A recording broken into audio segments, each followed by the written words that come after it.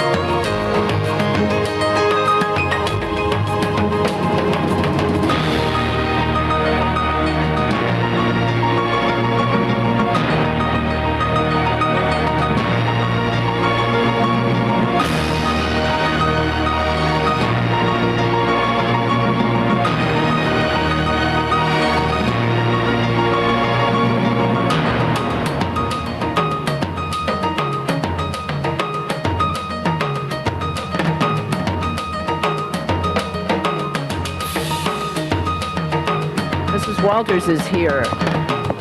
We have a quorum. Here we go. Ready? Burnson, Chick, Fuhrer, Galanter, Goldberg, Hernandez, Holden, Miskowski, Pacheco, Padilla, Ridley, Thomas, Varnish, Wax, Walters, Ferraro, 11 members present, and a quorum, Madam All President. right. Good morning. This is the meeting of the City Council on Tuesday, August 15th, year 2000. We meet on Tuesday, Wednesday, and Friday at pretty close to 10 o'clock. This is closer than we've been for a while. We are available on Channel 35 and also on council phone. First order. Approval of the minutes. All right, approval of the minutes. Without objection, the minutes are approved. Commendatory resolutions for approval. Without objection, those are approved. Items 29 and 30 on the regular agenda request those matters be continued until Friday. They are inadvertently placed on this agenda. All right, now, we're not certain we're going to have a quorum on Friday. If there's going to be a problem if they're continued until Friday. Council's action was to continue them until Friday. Okay, then we'll continue them until Friday. Items 29 and 30. What else? Items number 1 through 7 on the regular agenda are items for which public hearings have been noticed, and they contain ordinances. All right, we do have cards on item 5 and item 6. All right, I'm not up to 12 yet, hold on. We have, all right, but Conrad, we have or have not had public hearings on these? Have not had public hearings. All They right. have been noticed. All right, let's call 5 and 6 special because we have cards on those. And is there anybody wishing to be heard on items 1 through 7, other than 5 and 6? We already got those. All right. In that case, the public hearing on items 1, 2, 3, 4, and 7 is closed, and those items are before the council. Members of the council, Mr. Pacheco. I ask that item number 3 be continued to September 12th. September, sorry? 12th. All right, item 3 will be continued until September. Anybody else? Items 1, 2, 4, and 7 are now before us. Open the roll, close the roll, tabulate the vote. 12 ayes. Those are approved forthwith. We're going to do forthwith on a lot of things here in order to get stuff taken care of before the recess. Okay, let's take the other 12 vote items.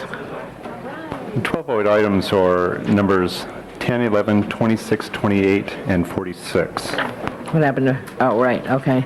10, 11, So 11, take 26 and 28 first. 26, and 28. All right, is there anybody, and those we've held public hearings, is there anybody on the council who wants to be heard? Items number 26 and 28. Sorry, wait a second, what happened to 27? Oh, 20, yeah, right, 26 and 28. I don't have any cards on any of those. 26 special. All right, 26 has been called special. Any other specials? Members of the council, we're now going to vote on items 10, 11, 27, and 28. Open the roll, close the roll, tabulate the vote. 12 ayes. Those are approved forthwith on those as well. Okay, next item. Item number 46 is also an ordinance.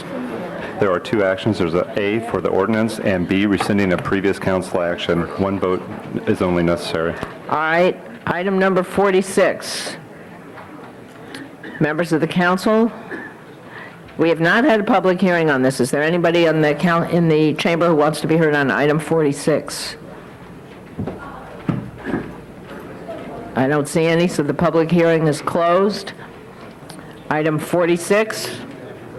Open the, members of the council, now open the roll, close the roll, tabulate the vote. 12 ayes. I like your style. That is approved forthwith. Next item. Items, that takes care of all the 12 vote items. Except the one that was called special, item 20, Correct. 5, 6, and 26. Did you want to take those special items next? No, I want to, let's try to get through the agenda here. I think we're on a roll, so. Items number, Also acted on B as well. Did you- Yes, we did. 46 was one vote for both items. Okay, next is, items number 12 through 22 with the exception of, 13 through 22 with the exception of 14. Item number 13 requires a motion as two are on one file. all right, let's...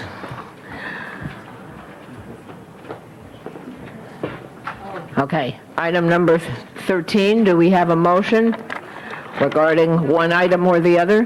One report or the other? All right, we are now calling 13 special. So much for item 13. So What else items did you number- have there? Items number 14 through 22, I believe there may be a card on item 14. There are a number of cards that say 12 and 14. So then it's item 15 through 22. Let's do item 15 through 22. Public hearings have been held. We do have, no, I guess that's it. We have the cards on 12 and 14. What we're going to do on 12 and 14 is have one hearing on both of them, one discussion on both of them, and then take separate votes.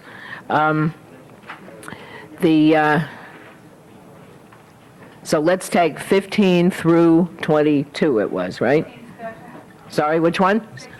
All right, 16 is called special by Ms. Goldberg. What else? Anybody else? 15 through 22 with the exception of 16. Open the roll, close the roll, tabulate the vote. 12 eyes. Those are approved. All right, Item number 25B is a bid. Accept the bid and award of sale of judgment obligation bonds not to exceed $14 million. A resolution is here. The successful bidder was Bank of America Securities at a true interest cost of 4.268772%. all right, item 25B.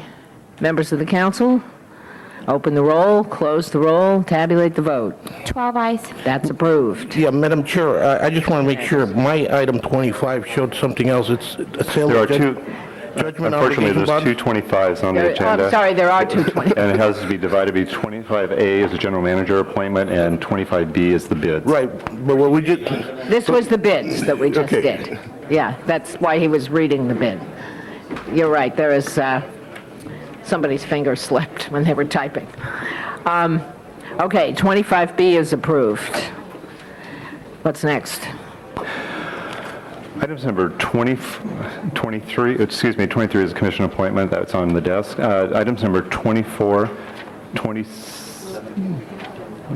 26 was called 31. special. Yeah, 31. 31 through 42. On items 33, 34, and 35, there are more than one report on each file, and motions are required. All right, let's take them in order and see if we can get them all into one vote. Members of the council, any specials? Items 24, 31 through 42. Two.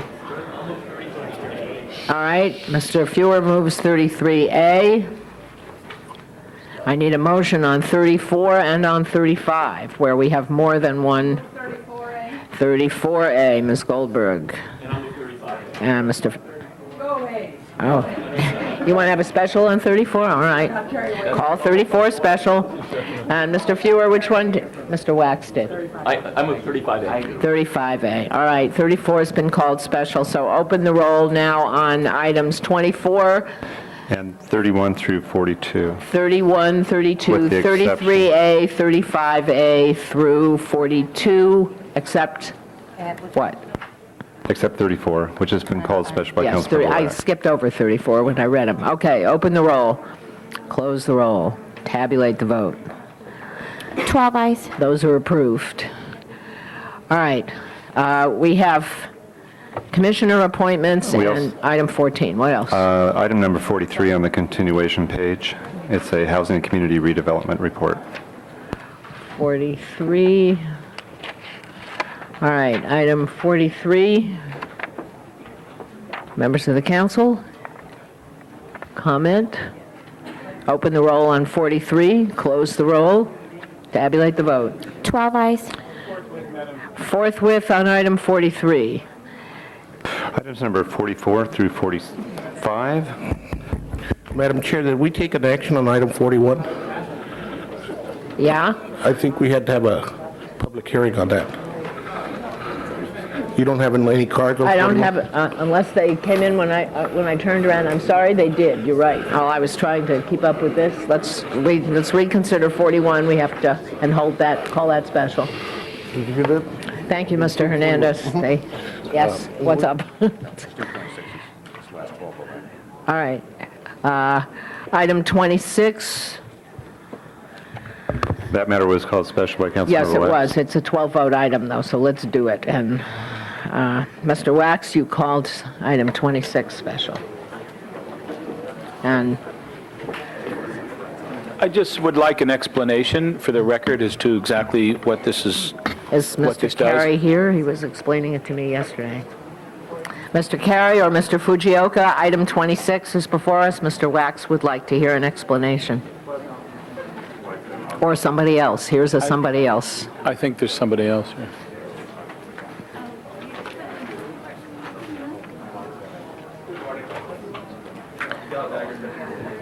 Good. Do that on the microphone, and we'd be delighted to hear from you. I'm Miguel Dagger, Deputy City Attorney.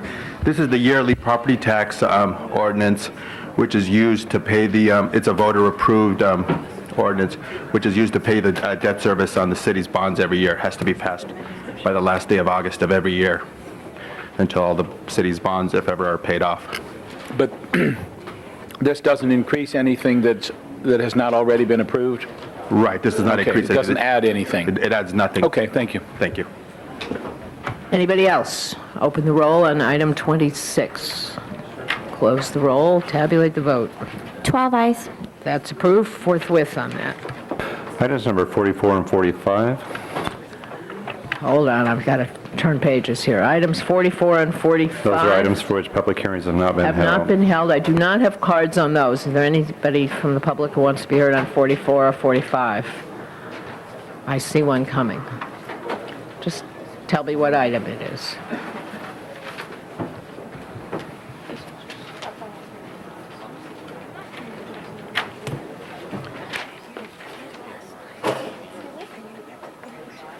Okay, we have a card on 45. We'll call that special. Let's do item 44. There being no cards, the public hearing on... They don't need to speak on 45. They're just they're Well, it's all right with me if they don't speak. All right, It's they're all okay with for it. them. They're Okay, happy. It's okay with They're them? happy. Cool. All right, open the roll on 44 and 45. Close the roll. Open the roll, close the roll. Nothing's happening. Tabulate the vote. 12 eyes. Thank you. That's approved. Forthwith on those. 45. Yes. Okay, next. That brings you back to the other items, ordinances that are currently before you, are 5 and 6. All right, these are also 12-vote items. We have cards on item 5. On item 5, Mr. Gus Siamas. I'm not sure I'm pronouncing it properly.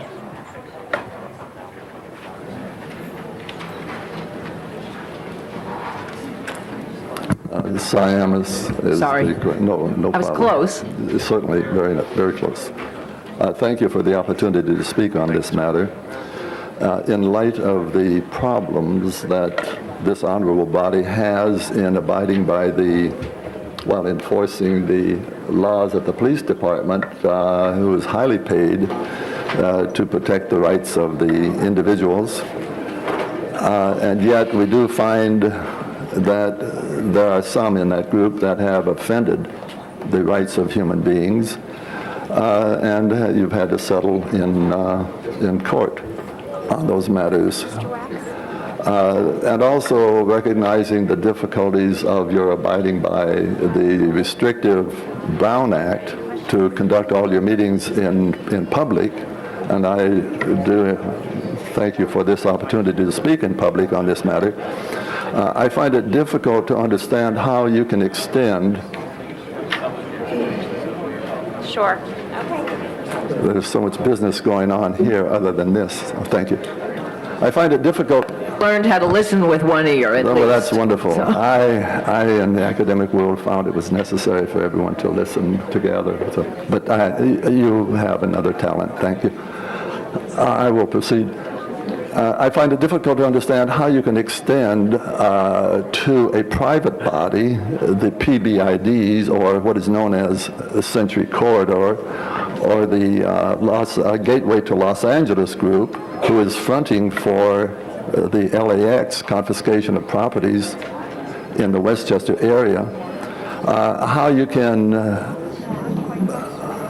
extend this power that has been issued to you by the elected body to this private group who is functioning in the same manner as a small group, and I could identify the executive director, I will not use their names, the executive director and the treasurer, and one party who is intent on selling their depreciated hotel to LAX, who really control the meeting, the majority of whom do not attend because they're busy trying to earn a living, pay the taxes, and abide by the laws that are imposed upon them. And so with this small minority that attends, they were denied in one specific case, and I have the documents to submit as evidence. They did deny the majority the right to vote upon. They refused to allow the majority to vote upon the issue that was presented before them, which would have eliminated the vagrant villages, the beggars, and those violators of the laws on Century Boulevard. And as a result of that, my late friend Jim Bunch, who was president of the Chamber of Commerce, as well as a member of the board of this PBID. Okay. Mr. Samus, I need you to summarize so we can... He did join, I know this would be the time to cut it short, but this is the important time. He did join and bolt against, along with other property owners, business, resident, and hotel managers on Century Boulevard, and joined this, what I formed as the Century Corridor Coalition Cleanup Resolution, which did force the mayor and the chief of police to enforce those laws that they had taken the oath to enforce in cleaning up Century Boulevard. And so it was done. The end result was that the harassment and violation of the Brown Act by these three people in controlling the meeting and denying the majority of the members of that PBID group their right to act and analyze that which was being presented to this elite ruling three. They denied them the right to participate, and they also called out the police department to have me arrested. The police did come out, and they saw no basis for the arrest, but then the hotel owner who hosts these meetings did... Mr. Siamas, the issue before the council is whether to continue the existence of the BID, not to discuss its internal management problems. So I think you have made clear that you think we should not do that. Thank you, Ruth. And I would like you to finish If I may close, thank you. Please. And in that, this group now wants to put forth a $5 million 5-year budget to give them total control, private control of a pseudo police force who will be bicycling up and down the boulevard, Century Boulevard, giving a militaristic, uniformed appearance that all of us as citizens need that kind of police state enforcement. We do not need it. The occasional call out of an officer will suffice. All right, okay, thank you. Well, I do feel it's unfortunate that democracy is cut off in this manner. I do You've had an opportunity. You've explained that you didn't like the way you were treated by the BID, and I've asked you to make clear whether you will support the item on the agenda or not, which you have done, and the public hearing is now closed. We appreciate your coming. We're now going to open the roll on item 5. Close the roll, tabulate the vote. 12 ayes. That is approved. Forthwith on that, please. Next item, item 6. Item number 6, also We have an a number ordinance. of cards. We have 3 cards against and 4 cards for. So let's do this as a 10-minute hearing, and we'll start with those Mike,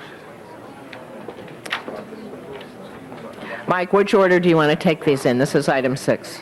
You want to hear the opponents or the proponents first? All right, we'll do the opponent first. Mr. Pete Kim, followed by Marshall Liu, and, oh, sorry, I've got them wrong. Pete Kim is against, but they're not filed right here. Wait, Mr. Kim.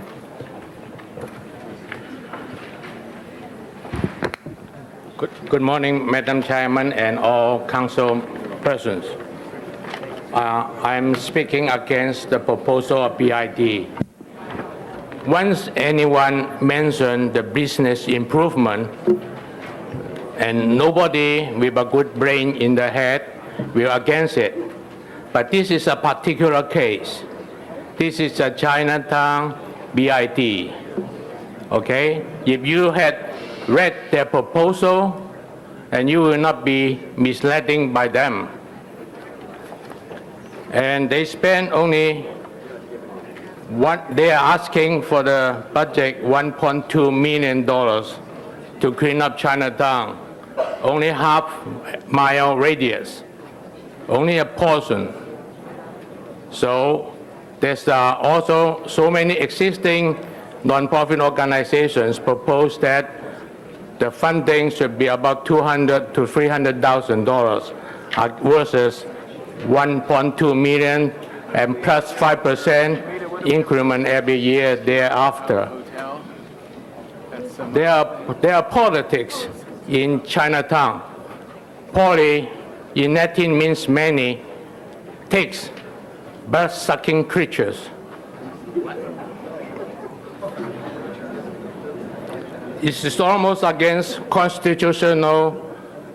You only put surcharge into only a portion of the Chinatown. Now, our councilman there,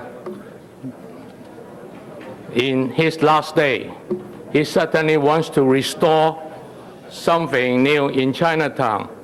And he neglecting 7 years ago that he should do that.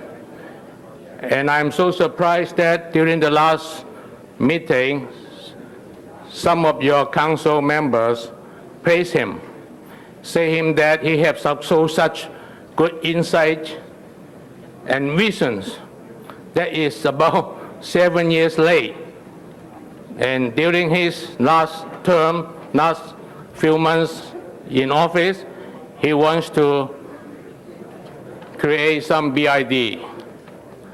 Now the BID have a BID committee. I need to ask you to leave some time for some of the other people as well, so could I ask you to please finish up? Yeah, I was thinking you said you granted 10 minutes for No, everyone. it's 10 minutes for the whole, Yeah, everybody. It's not 10 minutes yet. no, but it's getting pretty close to 3. I will finish it within my time. Okay? The Chinatown Bid Steering Committee members, they listed out. More than half of them do not live in Chinatown, do not have business in Chinatown, do not even live in Chinatown. And then they have the gut to send out a notice to everyone saying that so many associations agree with them. I checked. The Seoul UN Federal Association, none of the officials agree with them. I understand all of you eating good. Do you still remember Little Joe, the World Web Turtles restaurant? They are not existing anymore. When this councilman come into the district, Well, most businesses are closed. Mr. Kim, we're talking about the BID, not about the council member, and you have now used more He's the one- than your fraction of the His time. name is inside his notice. Yes. Would you like to That's why finish up so mentioned I it. can call on the other people who would like to be heard? Okay, if you don't want to speak, then I cannot speak. Chinatown is not an You've been ATM. speaking. Mr. Liu, it'll be your turn, followed by Julia Russell, Kim Benjamin, Patrick Lee, Joseph Wong, and Deborah Ching, as many of you as we can fit in the 10 minutes. Mr. Liu, I don't think I finished 15 I minutes. think you're finished. Okay. My name is Marshall Liu. I'm trustee of First Chinese Baptist Church in Chinatown. Last month, I appeared before this distinguished body, and we had expressed our opposition to the BID. However, our church has reconsidered our position, and we are now in support of the BID. Thank you. This may be a first in this council chamber. Julia Russell, followed by Kim Benjamin, and I'd appreciate it if you'd get yourselves kind of positioned here. I'm going to be speaking on item number 14. Oh, well, all right, then we've misfiled your letter here. Kim Benjamin, Thank you. welcome back. Good morning. Thank you again, Councilman Hernandez, for providing us this opportunity. As the Vice Chairman of the Chinatown Business Council, and I happen to be the owner of Little Joe's, formerly opened and soon to be opened again, we hope. This is a wonderful opportunity for Chinatown. It's the only part of the Los Angeles community adjacent to downtown Los Angeles that has gone wanting for nearly 10 years. We've had a net loss in jobs in those periods of time. We've had our 2 markets that were opened in major shopping centers closed. We have basically seen the fire, the economic firestorm in Southern California, not broach the road, This is the first time we have a chance to see that fire come to our community and bring with it job creation, business formation, and we hope an opportunity to see what's happened on the south side of Los Angeles take place here. Just want to thank you for this opportunity, and I might close with the following. Everybody on this list who's a founding member of the board of the Chinatown Business Council, the forming party of the BID, is actually a member of the community, including myself, who offices there. Thank you again for this chance. Thank you very much. Mr. Lee, followed by Mr. Wong and Ms. Ching. And there's 4 minutes left. My name is Patrick Lee. I'm the chairperson of the Chinatown Business Council. I'm also a property owner in Chinatown. In the past 10 years, Chinatown has been deteriorating. In last few years, it was getting worse. And 3 of the largest buildings foreclosed, and the business moved out, and the job had been lost. And last year, a few of these property owners and merchants get together and raise about $200,000 private fund to do the cleanup and security and try to improve Chinatown. However, the money is running out, so we need to form this BID to revitalize Chinatown. The proposed BID has a hardship program to help those property owners that truly cannot afford to pay the assessments. So for the future of the Chinatown, I urge all of you to vote yes on this proposed BID. Thank you. Thank you. Mr. Wong, followed by Ms. Ching. Good morning, honorable council members. My name is Joseph Wong. I've lived in the Chinatown community over 40 years and have owned property for that length of time. And I'm glad to see that Mike has put the bid together and supporting us, because I think it's been going downhill. And this is our first opportunity to build Chinatown back up where everyone will be proud of Chinatown here in the city of Los Angeles. And I'm all for it. Thank you very much, Mike. Members. Thank you. Ms. Ching? Good morning. I am Deborah Ching, and I'm Executive Director of Chinatown Service Center, which is the major health and human service community organization for Chinatown. We also support the BID as property owners in Chinatown, and also as an organization that has for 30 years been very concerned about the quality of life overall for the community. And we believe the BID is going to enhance that quality in the economic life for everyone, both residents and businesses. Thank you. Thank you. That closes the public hearing on item 6. Mr. Hernandez, do you need to say anything, or shall we? I just urge that I vote. All right. Open the roll on item 6. Close the roll. Tabulate the vote. 13 ayes. That is unanimously approved forthwith. Okay. Next item. Items 12, 14, and 34 on the regular agenda are items dealing with the Mojave. All right. Items 12, 14, and 34 all deal with the future of our power supply. I have a number of cards on file. We did have a hearing on all of these except for 34, and most of the people in this group, I will read off the names, have, one I can't read, I'm sorry, oh yes I can, have addressed us before. So members of the council, just so we're clear, item 14 is the is the ordinance and the agreements necessary for the proposed sale of our 20% interest in the Mojave plant. Item 12 is the Department of Water and Power's integrated resource policy, and item 34 is Mr. Holden's motion regarding some reports on deregulation and the possible re-regulation. And as I recall, it also includes an item regarding the proposed sale of the Mojave plant. So my suggestion is that we have one discussion, unless there's anybody. I have no cards on 34. The cards that are listed here are on 12 and 14. The one person we haven't heard from yet, just so you know, who is listed here is Carol Coy from the Air Quality Management District, because a number of you had asked about the Air Quality Management District. Also, Mr. Padilla has an amending motion, which is in circulation here somewhere. 14A, that should be. So I call that to everybody's attention. Okay, members of the council, what is your pleasure? We have had a hearing on, there's nobody who wants to be heard on item 34, so we're going to declare that public hearing closed. We've closed the public hearing on 12 and 14, and there's no reason to reopen it unless you ask. But I will make everybody's card a part of the record, and I'll assume they're all available to answer questions. Let me read to you who they are, and then it's up to us. Carol Coy from the South Coast Air Quality Management District. Apparently they've got something to say. Julie Masters from the Natural Resources Defense Council. Todd Campbell, Coalition for Clean Air. Brian Darcy, IBEW Local 18. Candido Mares, did not speak on this item before. Julia Russell and Brad Falb from Paramount Contractors, who I don't think spoke on this before. Oh, and here's another one. David Friedman, not David Freeman. California Film Extruders and Converters Association, also for the proposal. Madam President? Yes. I think the one team from which we hadn't heard up to now is the AQMD. If, with leave of the chair, the AQMD could present any new information that they have, that might be useful. Is there any objection to hearing from the AQMD? Ms. Coy? Mr. Holden objects to hearing from the AQMD. Well, they got something new to add. Well, that's the question. We're going to find out for new information, Madam Chair. It is Chair. our understanding that they do, and that's what Mr. Fewer just asked about.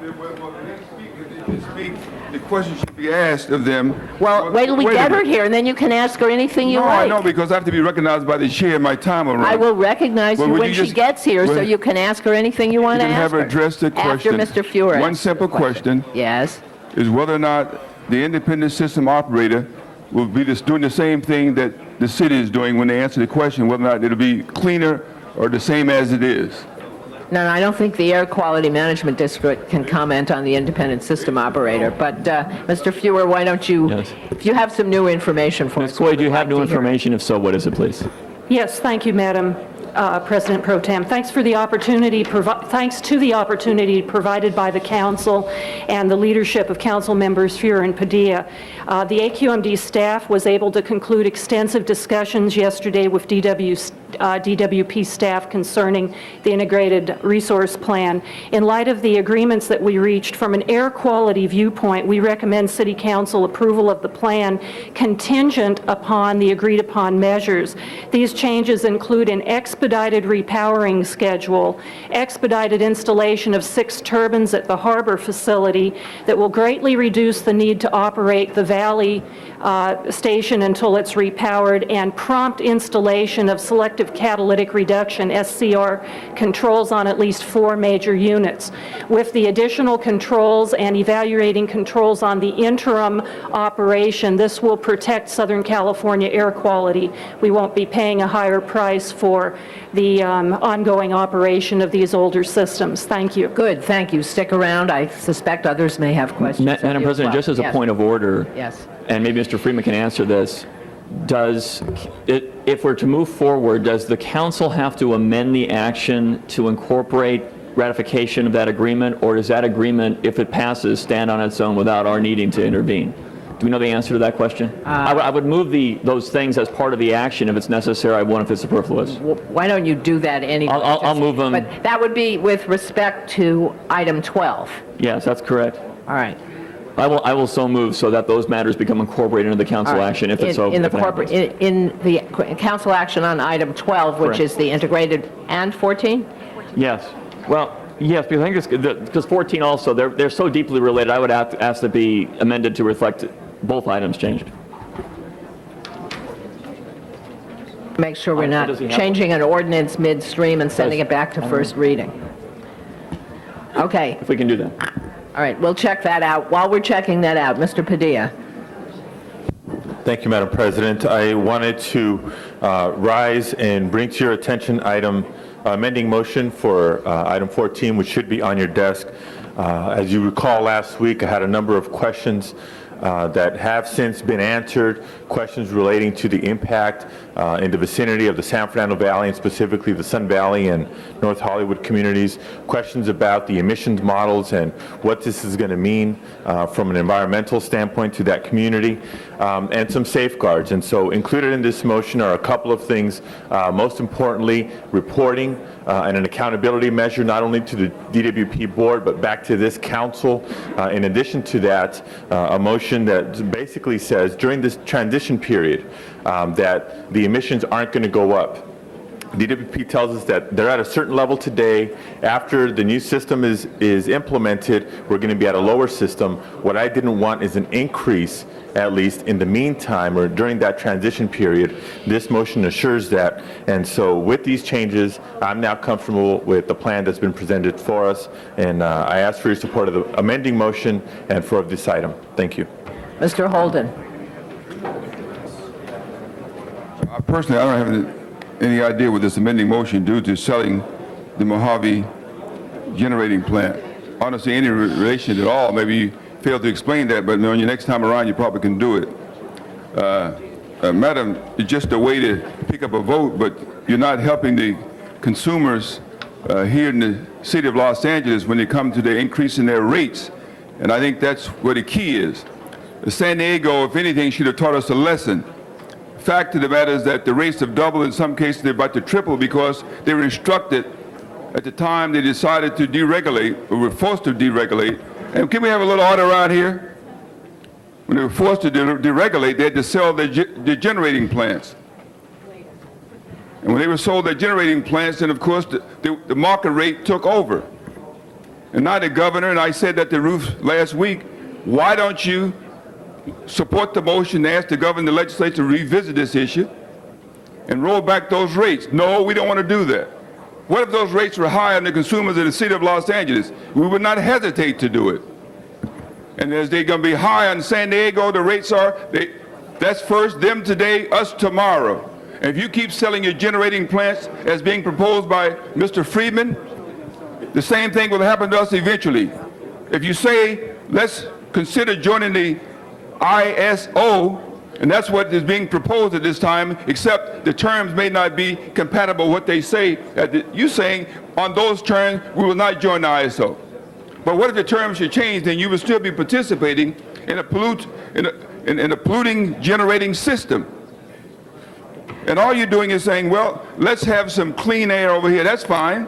And if I had to trade off clean air for an increase in rates and bite the bullet, that's what I would do.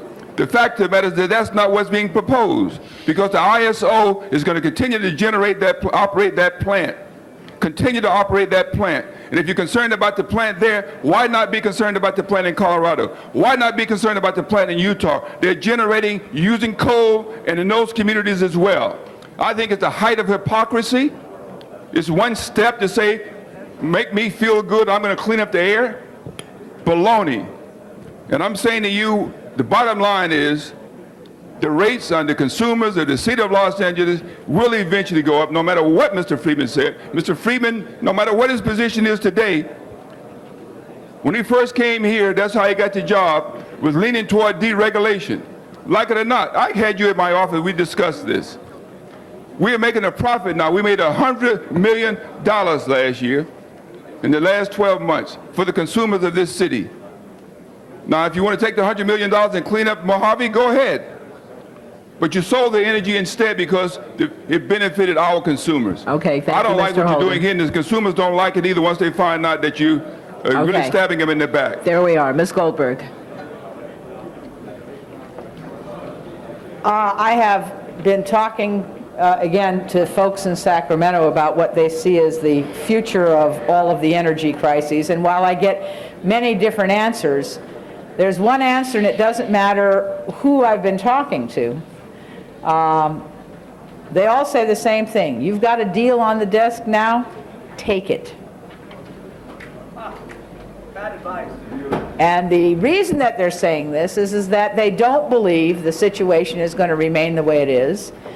And they don't have too many metropolitan areas in the state that have the ability to generate their own in-basin generation to replace, and then some, what will be lost by this. Secondly, I want to take note of the Council Pro Tem's letter and the whole issues of how this affects Native American peoples. And while some people may wave their hand at that, I happen to think that that's an appropriate argument to be made, and I am glad that someone made it, and I will support it. I also want to say that I looked at 40, whatever it is, I'm sorry, the amendment Mr. Padilla put in, I don't remember the number, and I will be supporting that as well, because I think we need to not only be worried about environmental issues somewhere else, we got to worry about them right here too, and he has spoken to me about it, and I think his suggestion is excellent, and I will support and vote for his amendment, because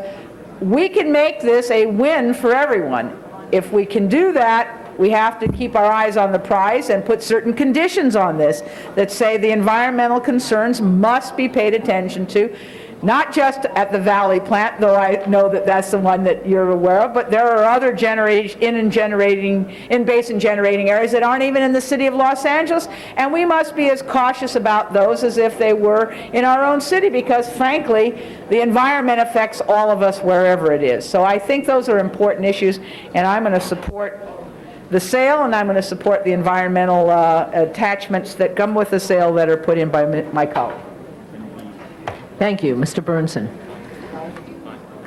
Yes, members of the council, I go back a little ways on some of these things, including Delta and Page and the Phoenix partnership that we have, so I think I have a little bit of a handle on our energy system.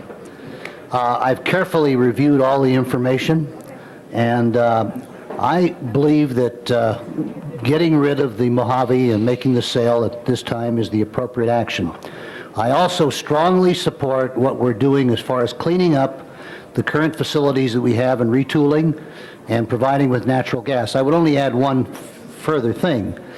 Natural gas is going to have about a 10-year run, and then we're in the fuel cell.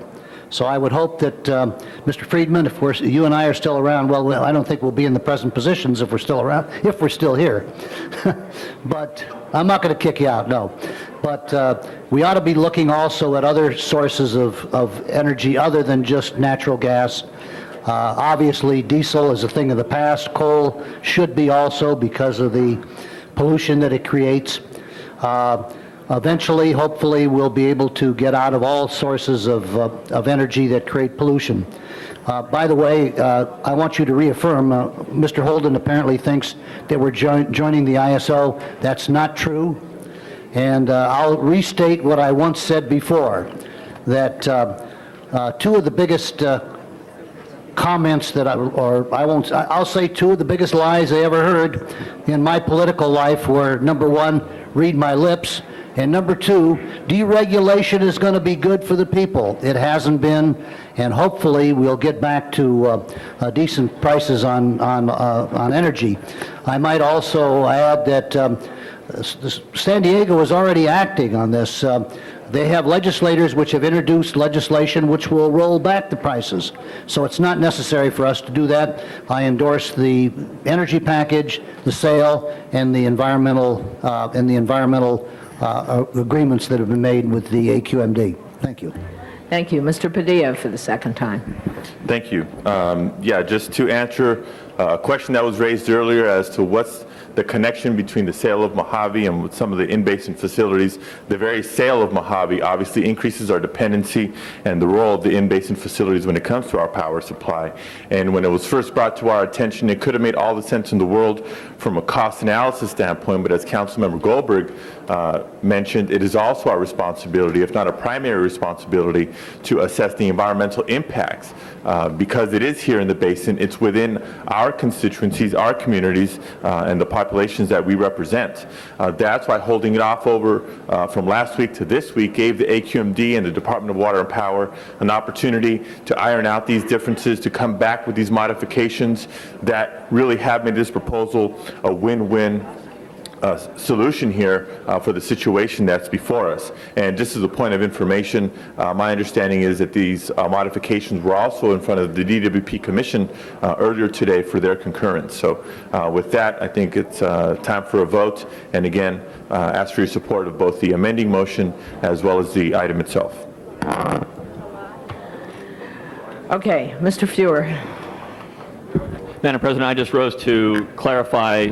We have Mr. Padilla's motion, which is 14, I guess, A, and 14B is now before everybody, and that reflects the specific schedule to which Ms. Coy referred from the AQMD, and so my amending motion is term 14B for purposes of voting. Okay, so we are, all right, we have, okay, Mr. Holden for a second time.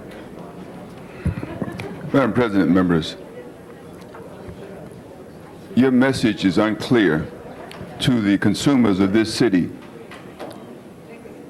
And the message that the consumer are looking at is the fact that when all of you are gone or aspiring for another office, they'll remember that their rates have increased. And it's the same story you're giving them today that was given to the consumers of San Diego. When they were told that deregulation would drop their rate, reduce their rates, they were forced to sell their generating plants, power generating plants. And then they were told that they would build some more. And what do you know? The environmentalists said, no, not in my backyard. You will not build more generating plants. Then the price has to go up because the market dictated it. And the same thing is going to happen here.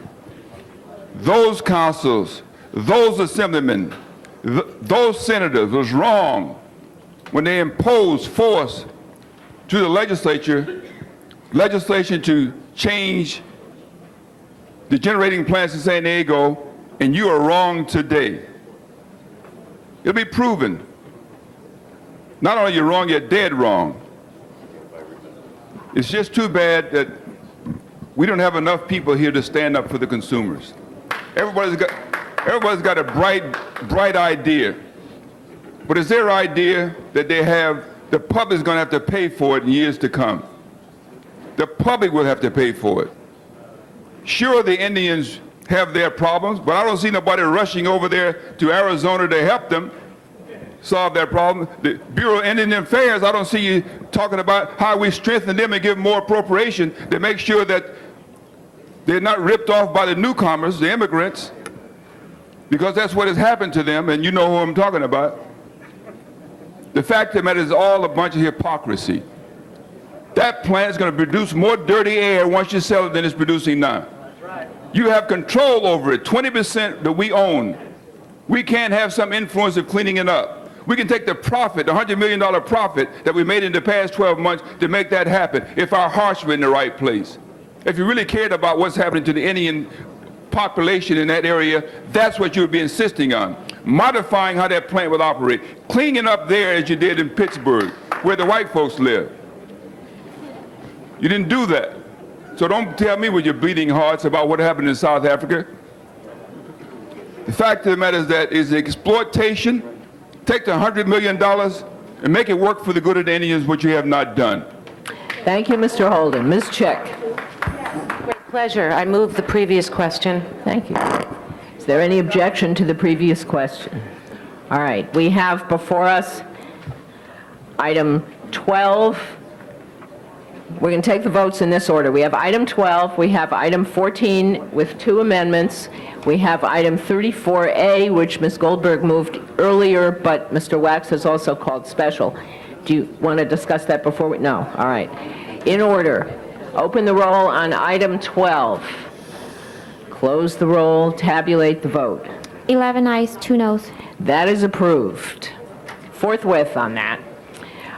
Item 14, as amended by 14A, Mr. Padilla's motion, and 14B, the revised schedule presented by the AQMD that they've worked out with DWP. Open the roll on item 14 as amended. Close the roll. Tabulate the vote. 12 ayes, 1 no. Let us record Mr. Holden as a no vote on the resources plan and cleaning up the in-basin plants. Item 34A, open the roll, close the roll, tabulate the vote. 12 ayes, 1 no. Mr. Holden, it's your motion. Nevertheless, item 34, it's your motion. I thought you moved A. Isn't that yours? I didn't move it, Ms. Goldberg moved it. And yeah, it's my committee report. All right, record Mr. Holden as a no. They moved your committee report, which is a nothing. Well, Mr. Holden, it's all based on your motion. Maybe that explains it. Okay, record Mr. Holden as a no. Those items are now behind us, forthwith on all 3 of them. Thank you all. Madam Moving President? right along. Madam President, at the leave of the chair, item 37 was already voted on as a consent matter. Immediately thereafter, a number of my constituents came and submitted cards. I They only came have as soon as they one. could get in. Okay, well, maybe there's only one person who actually wants to speak, but I was going to actually move reconsideration of item 37 for the purpose of allowing a very brief public hearing. All right, well, that's fine. If you want to move reconsideration, we'll reconsider, but let us finish the rest of, we'll call it special. Okay. And put it on there. All right. All right, is that all right with everybody? Any objection to reconsidering 37? I am excused, and I would really like to hear 16 before I go, so All right. that could be the very next Well- item. I'm supposed to be gone already. Okay. I think we're getting close. Let's do item 16. We do not have any cards on item 16. You had, I believe, a question. Item 16, Ms. Goldberg. And push the speaker button. I really am only concerned about one item, and that is massage therapists being charged $700, while a firearms ammunition salesman being charged $475. Seems to me if there's more police work on one, I'd rather they be doing it on the people who are selling firearms and ammunition. I happen to know personally small entrepreneurs who may not make more than $700 a year massage therapists. I think it is an enormous rate change from $261 and would urge that we reject just that one item. And maybe send it back and they can do something less. If they have to increase it, fine, but a 2.5-fold jump on a small entrepreneur, it makes no sense to me and I think would be really unfair. I know that sounds like a picayune item in all of the world's history, but these are small entrepreneurs. Can I see if I can summarize your motion is that we approve item 16 with the exception of that application and send that back to the committee. Which committee? Public safety, I guess. Heard it. Safety is and I have no objection to that. And All ask right. you to see if you can look at it again. Okay. All right. Ms. Chick, did you want to be heard on this? I have a question as well. I noticed that the fee for excessive false burglar alarms is being increased, and I think it's probably the CAO I want to pose my question to ask if a really thorough analysis was made to justify that increase. It's going from $86 to $95, and I know that not too many years ago, we raised the dollar amount as well. We lowered the number of false alarms allowed. And one other question. We're talking about increasing the dollars into the general fund from these increased fees. I'm curious to know how we've done since we've analyzed it and we've thrown resources at the problem. How are we doing in terms of the collections rate on the different fees related to burglar alarms? There's the burglar alarm permit fee, and there's the excessive false alarm fee. Has the burglar alarm permit fee been also changed? Is the increase in fee tied to very specific increase in costs of providing the service? And how are we doing on collections, and have we improved the rate of collections compared to number billed? Ray Holloman, Commanding Officer, Fiscal Operations Division, LAPD. I don't have answers to all your questions, Councilwoman, but we will definitely follow up and get you those answers. With respect to the fees themselves, in accordance with city mandates from both the mayor's office and ORS, the fees are structured based on the intensity of labor required to provide the specific service. So for instance, in the case of an excessive false alarm fee, it would be based on average response time, how much time it takes the officers at the scene to confirm that it is a false alarm, and factors such as that. With respect to the increase in just the burglar alarm fee itself, not necessarily the fees related to it. Excuse me for one moment, Madam President, because I know we're under time constraints. I've just been told some of my questions can't be answered. If perhaps this can be held over for a later day this week?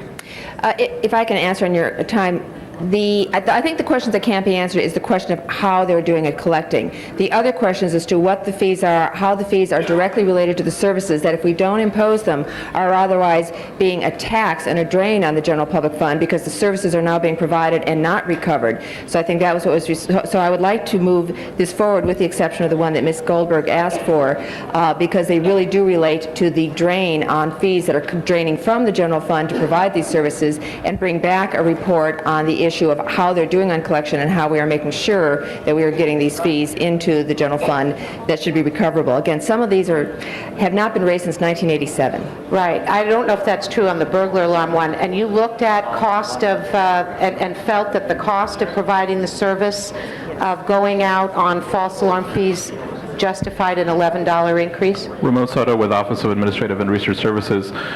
We sat down with the Police Department's Fiscal Operations Division to ensure that the correct methodologies were used in order to set the fees, so we're comfortable with that. Okay.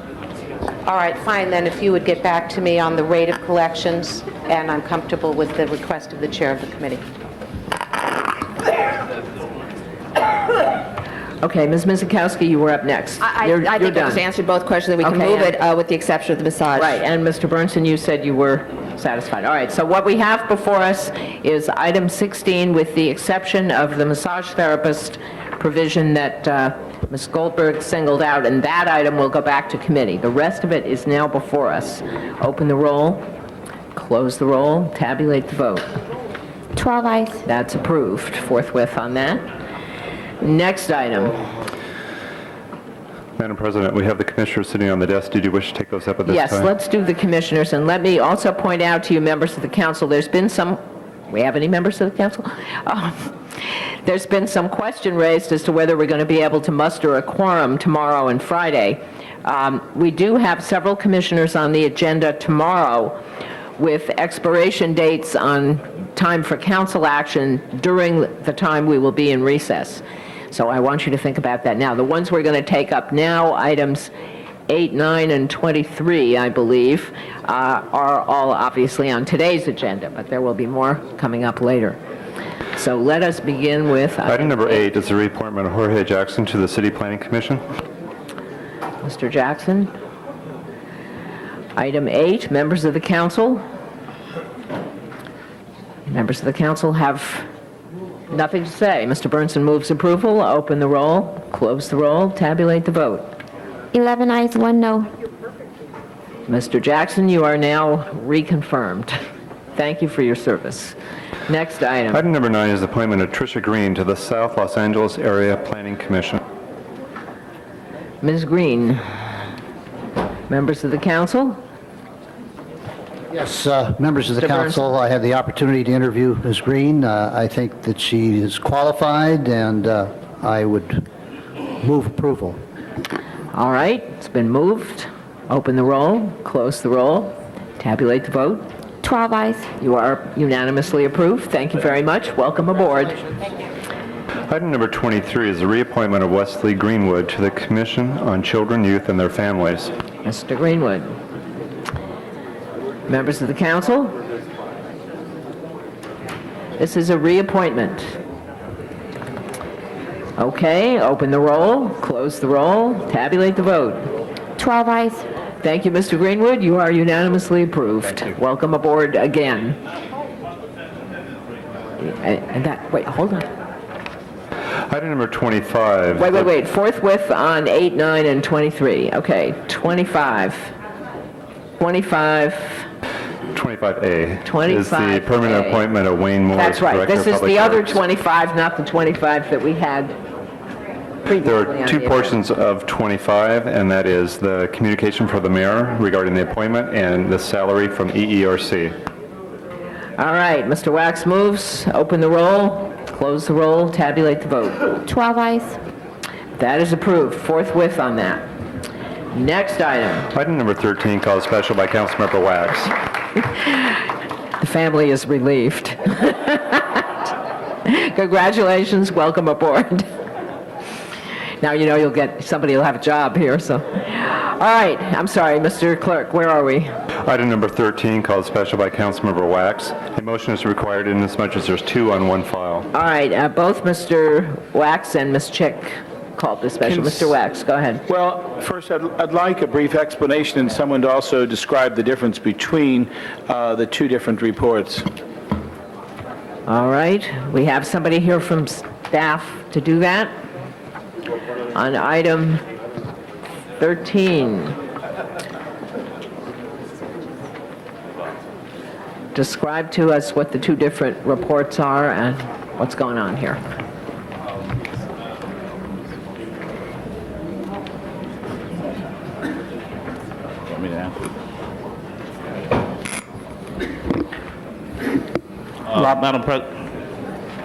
Madam President, as chair of the committee, we're going to move the Personnel Committee report because that report was done following the ad hoc committee report. It's more current and it finalizes some of the things that are necessary, including budget and finance considerations. All right, so just say again, which one are you moving? You're moving the Personnel. personnel, because that's the one that's more current. That's correct. Okay. Mr. Wax, you have further? I'd like to know what improvements you're making to the program. Sue Flores, Community Development Department. The improvements that we are immediately making have to do with our oversight and monitoring of the program. One of the considerations that came up last spring that everyone was concerned about was the reliability and currency of the data on the young people that were being served. What we have done and what these positions will further strengthen is a monitoring and field validation of the data that is coming in. All agencies have been instructed to get all of their service data and enrollment data current. We also have data validation teams, as I said, going out. We have retrained all of the staff. We now have a certification system in terms of providing information into the MIS system. So we've done that. In addition, the Oversight Committee, the CLA, CAO, and City Attorney are moving forward with the formal evaluator on the program, and so we're expecting feedback on that, too. Well, I want you to go a little bit deeper into this. What still remains to be done? There was a lot of criticism of the program, but many of us felt that the goals were so worthy and the objectives so worthy that we wanted to pursue this, but on the conditions that we make improvements to respond to the legitimate criticisms that were there, but not kill the program, keep the program going, serve the young people in need, but at the same time make improvements. And I really would like more of a broader assessment of what improvements you in fact have made, and you started to address that, and what still needs to be done so that we can continue with this program with confidence and accomplish the objectives we all want to achieve.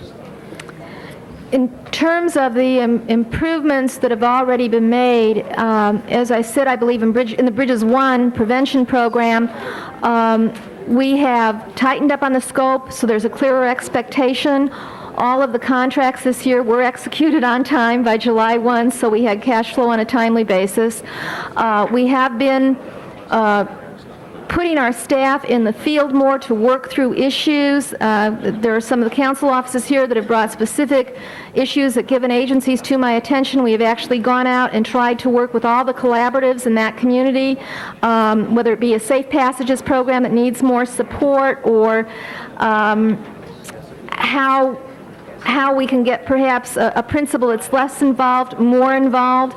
We're also looking, Councilman, I think one of the things that needs to be done, just based on our assessment, is a better linkage between the Bridges Middle School program and our Workforce Investment Act school-to-career programs in high school. I think we're trying to set up on some demonstration sites now some connections there, so as the young people move out of middle school, we can capture them in the in the high school program and provide further support over an additional couple of years to these young people.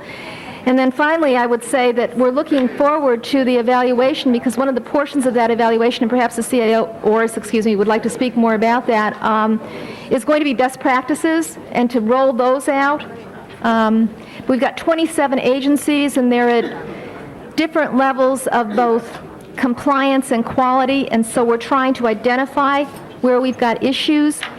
We're releasing in fact, I have it with me today. We're releasing to all the agencies a letter requesting them to give us feedback on where they self-identify needs for training, and to begin to roll out a very structured training program for them. And Robert Andrade with the CAO, with the Office of ORS. Although I'm not at liberty to get into some of the detail of the evaluation, we are proceeding accordingly. The evaluation team has reviewed firms. We are in the process of making that final determination. We expect that decision to be made by the end of this week. Subsequent to that, we will be sitting down with the selected contractor for contract negotiations and to get into the specifics of some of the areas that we want them to look at, including best practices, the identification of those model programs that are functioning properly, the way they were originally intended to function, and to replicate those pieces into the areas where improvement needs to occur.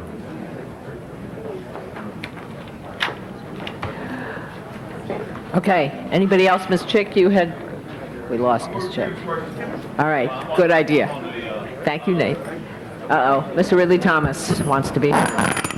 And he hasn't Madam been- President, Go members ahead. of the council, I trust that it is increasingly clear that heightened attention is being paid to bridges with respect to new levels of coordination and accountability. This motion that is before us essentially buttresses those 2 points, and I want to thank CDD as well as ORS for their work, their diligence in moving this to the level of being the program that we can all support in a way that makes a difference in the quality of life in the respective communities in which Bridges currently operates. All right, open the roll, close the roll, tabulate the vote. 11 ayes. That is unanimously approved.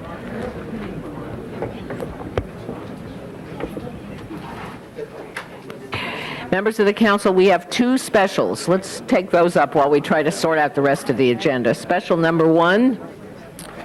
Special number 1 is a motion by Mark Ridley Thomas and Michael Fuhr. Findings need to be made by the city attorney. Thank you.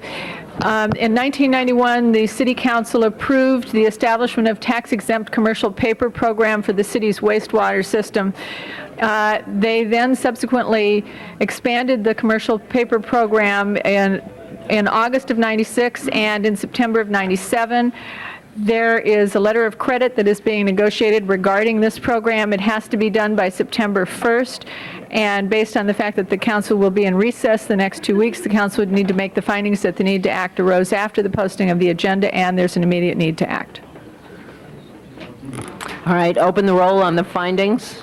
special Second one? one's FAA staff. Close the roll, tabulate the vote.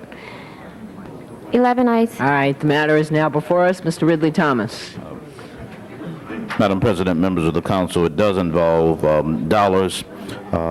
Mario Vasquez from Oars is here to explain the details for members of the council who may be concerned. Suffice it to say that September 1 is the drop-dead date for the letter of credit, the agreement to be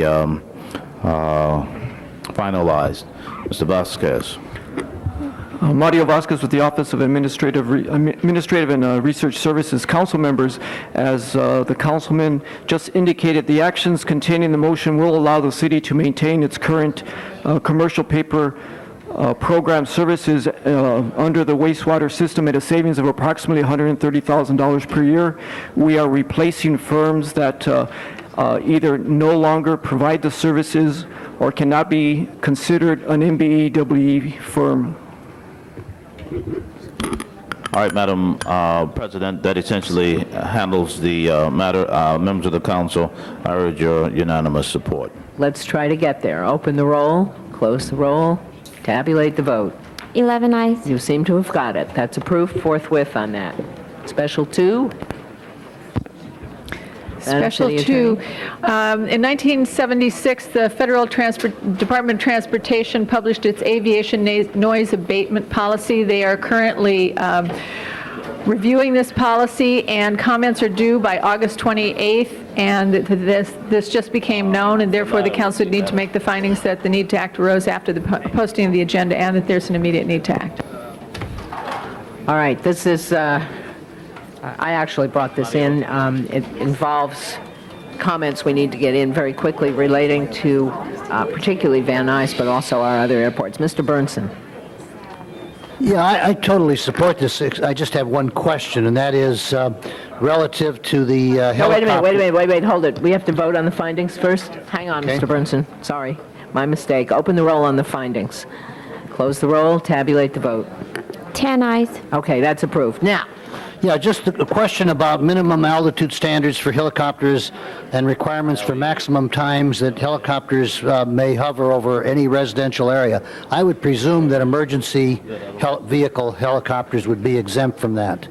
well, the FAA is in the process of debate, working on its rules, and what we're trying to do is take the opportunity to make comments on the rules. Okay, well, my comment will be, and I'd like to make it part of the record, that I totally support this except in cases where emergency helicopter, whether in law enforcement or firefighting or paramedic type activity, I should would be be exempt. delighted to include that as a friendly amendment. Thank you. Mr. Wax was next. Yes, I want to compliment the chair for helping to prepare the wording of this motion, because I think it really deals with a lot of issues that have continuously been neglected, both by the federal government and even our own airport commission. And I think first the recognition that this affects all of the airports in the region that are at least under our aegis, and certainly those that we have a concern with. The impact of noise from airports is as important to people in the East Valley, the West Valley, and certainly the area surrounding LAX that Ms. Galanter represents, and really many, many other people. And it's by taking this broad approach and by insisting that the FAA in fact be much more aggressive, not only in its protections, but it's in enforcement of its protections. I really like the way that this has been worded. I have a feeling that Mr. Pritzker might have had a little bit of input in this too, and I compliment him on that if I'm right, and if I'm wrong, I still compliment him because he didn't do anything to change it. But the reality is we've got to deal with helicopters as well as other aircraft. I mean, Mr. Burnson is correct in making an exception for emergency, but there are so many helicopters now that are non-emergency that have a serious impact. There are so many laws that we have that aren't even being enforced, let alone all the new regulations that we need. This is a very, very comprehensive and good, I probably could add a few more, but I accept this as an excellent position to start with, Ms. Galanter, and I thank you for bringing it in. Well, thank you for your kind words. I'll look forward to your vote as soon as we open the roll, close the roll, tabulate the vote. 10 eyes. All right, that is approved. Madam President? forthwith. Let me just note, I'll call on you in a second. We are down to 10 members. The next person who leaves breaks a quorum. Madam President, I'm going to try to move reconsideration on 37 again. There are, I think, 4 cards that have been submitted, then we can vote on it. Let's see what we got here. I have one, yeah, you should be so lucky. I have 1, 2, 3, 4, 5 against the proposal and 2 for the proposal. Mr. Holden has left and broken the Point of order, quorum. Madam President. Point of order. Well, yeah, you're welcome to the point of order. The immediate point of order is Mr. Holden seems to have left. Oh, okay. So we no longer have a quorum. Well, we have a Prop 5 that needs to be acted on in Mr. Hernandez's district today, or we'll lose jurisdiction. Without a quorum, we're going to lose jurisdiction. Oh, well, is he? all right, then, now, what I was going to point out, as soon as he gets here, we have a quorum. What a jerk. But What a jerk he is, you know that? we also are scheduled to have a report today concerning the discussions with the Department of Justice. Yes. And somebody tell me, do we need to have a quorum in order to do that? Yes, Gee, I thought we had it in the newspaper. Well, we certainly aren't having it here unless we get a quorum. Ms. Actually, Mizikowski. I was just going to ask that. Can we ask the city attorney whether or not the I just remaining asked and members... she was shaking her head, yes. You that need a do quorum. Wait. You said no. And Madam President, regarding you need a 37, I know the 4 individuals who are here have been very patient, but if they could keep their comments relatively concise because of the other issues that are here, that'd be good, but we should hear them. I'm delighted to hear them as soon as I have a quorum. I know. I mean, I'm happy to hear them anyway, but it won't be official unless we have a quorum. We don't even have that come out. No, that's true. We also have a number of people who've asked to be heard on public comment, which, well, actually, we only have 2. Are they temporary? I don't know. We can try to... Yeah, I'm not sure who they are. Like Savornish. Rita's here. Rita's here. Oh, she is. Rita has really come through today. Rita You know, has Rita is actually excused, Yeah. She's unlike making her some way other through people. All right, we seem to have a quorum. Mr. There we go. Mr. Fewer has asked that we take up item 37, and so we'll set the clock. What? We're going to reconsider 37. Yes. Get going. We have these just brief Okay. comments from these people. Right here. All right, well, let us start. Now, you want to hear the John? fors or the against Right first? here. No. Right here. There, yes. John Calamaris, Shirley North, Donna Kaplan, Nicola Kerner, Laura Diamond, and then Larry Gray and William Delback. Do you want us all up here at the Well, same time? just before you start, Mr. Fewer, we have had a public hearing on this, so how long a public hearing do you want here? Very, very concise. A couple minutes, 3 or 5 minutes. All right, make it 5 minutes and let's go. That means everybody gets less than a minute if we're doing 5 minutes. Go ahead. Oh, terrific. Okay, I'll be as brief as I can. In front of you have a map of the existing routes. They were passed out earlier. And the routes are, one's in blue and one's in orange or red. And the route that has been selected for the truck hauling route for 440 St. Cloud Road, are you with me? Yes. 440 St. Cloud Road is the orange or the red one, the St. Pierre route. Now, the dumping site for the dirt, there will be approximately 7,000 cubic yards of dirt that will be trucked to this dump site and then moved by equipment to a fill site. This means that 700 truckloads will be coming through St. Pierre Road daily every 20 minutes, 8 hours a day, for original estimate 50 days. It's now between 27 and 50. The other route, the blue route, as you see, St. Cloud is much more direct, less dangerous. St. Pierre Road is serpentine, and the entry and exit to the dump site is at the most difficult and most dangerous turn on St. Pierre Road. You see entry and exit at the bottom. Now, on St. Cloud, there exists at this time a semicircular driveway that is easy access to the dump site below in the ravine. And the route from Sunset. Mr. Colomaris, I'm sorry to interrupt you. I just want to know, because we're down to 3 minutes now, if you want to leave time for the other people. You mean we're only going to get 5 minutes? This is Yes, our that's fifth. co- This is that- our fifth meeting. But that's the problem is that we've already had a public hearing on this. Mr. Fewer asked for a 3 to 5 minute public hearing, and I want to, it's up to you, among you, if you want to let each No, we person have, speak, everyone then- has something to say. Well, then I need you to leave some time for the others. I So will. finish up. I think I have been finished. Here you go. Good morning. I'm Donna Kaplan.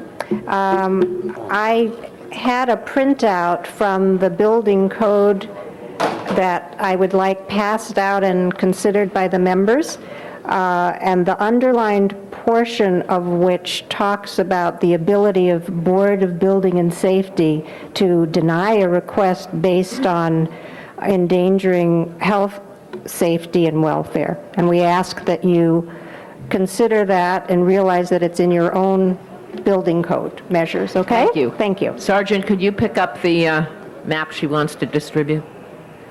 Ron? Sure. She has a map she'd like distributed. Ms. North or Ms. Kerner?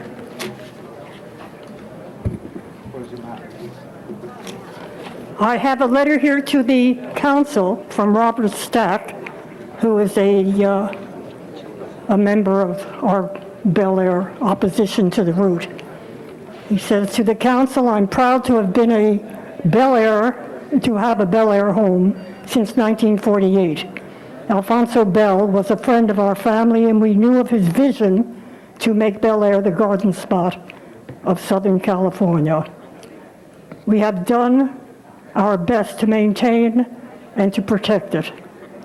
I have been made aware that a property at 440 St. Cloud Road will be moving great truckloads of earth past our house, 700 truckloads to be exact, and filling in the natural drainage course on their property. I would hope that an environmental study could be made so that neighborhood homes would not suffer by the 7,000 cubic yards of earth being deposited in our neighborhood. Having survived the Bel Air fires, I'm deeply aware how delicate nature's balance can be." Thank you. And we had one more speaker.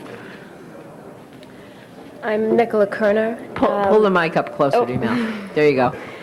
I would just like to add that our street, the certain part of our street, is a street where we can't even park visitors on the street. It's been deemed to be too dangerous to have cars stopped on the street. So it's surprising that the Department of Transportation would have decided that it was okay to have large trucks filled with dirt stop on the street on the hairpin bend, and to then make all the traffic that comes through our street, which includes tour buses every 10 minutes, rush hour traffic avoiding the Sunset Beverly Glen intersection, and any other neighborhood cars going through it, that would be an okay situation. It's a very dangerous street for large trucks to go through.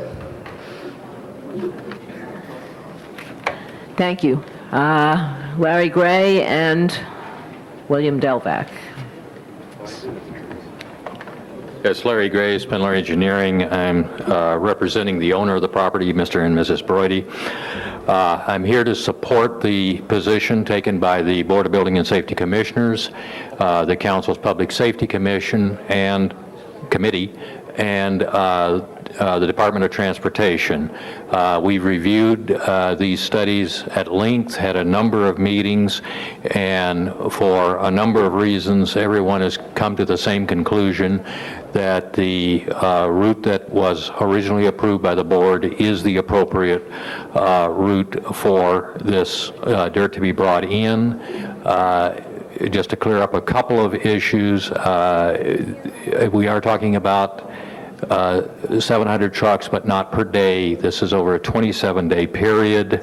The project does have a categorical exemption, and trucks will not be stopping on the street. They'll be pulling into the property where there will be flagmen. If there's any further questions, I'll be happy to answer them. Thank you. All right, Mr. Delvac, did you want to add anything? President Clanter, my card is in for item 41. I'm sorry. Thank you. They seem to, I'm having a lot of misfiles here. All right, we'll just add you to the enormous pack in 41. All right, item 37, the public hearing is once again closed, and the items before us, Mr. Fewer moves approval. Open the roll, close the roll, tabulate the vote. 10 eyes. That's approved. All right, I think we are, now, the question, ladies and gentlemen, is we are now choosing whether to do 41 first or the report on the Department of Justice first. Department of Justice. Also, we have a special 3. Let's take that up before anything else happens. We have a special 3. Special 3 is, can be done very quickly. On July 5th, 2000, the Cultural Heritage Commission voted subject to council approval to include the Holiday Bowl on the list of historic cultural monuments.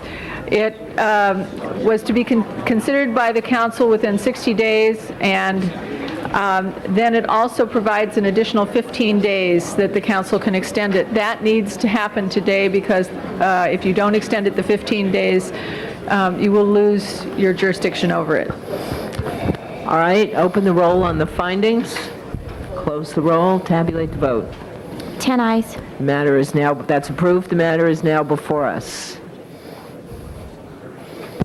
I think the motion basically is to place it on the next meeting of the Arts, Health, and Humanities, which is scheduled for September 11th. And that's within the time frame. Yes? The owner of the building does not object. Okay. All right, open the roll on special number 3, close the roll, tabulate the vote. 10 eyes. That's approved, forthwith on that. Okay, now we're choosing between doing item 41 first or doing the, yes. Rule 41 comes before 47, and it would take 10 votes to reverse the order, and I would object, so I would like to have number 41 come first. Fine with me, I just want someone to make a choice here. And I have no problem with item 41 being heard. What I would request is a short hearing. If we lose a quorum, we don't help anybody, including our Justice Department settlements. Yeah, well, we have, let me just tell you, we have 3 cards. One says in favor of an EIR. I don't know if that's for or against, but we have 3 cards on 1, 2, 3, 4, 5. We have 8 cards altogether. 2 of them are attorneys. I would move for a 5-minute hearing on each side. On each side? All right. If you will set the clock at 5 minutes, we will hear from first Nancy Smith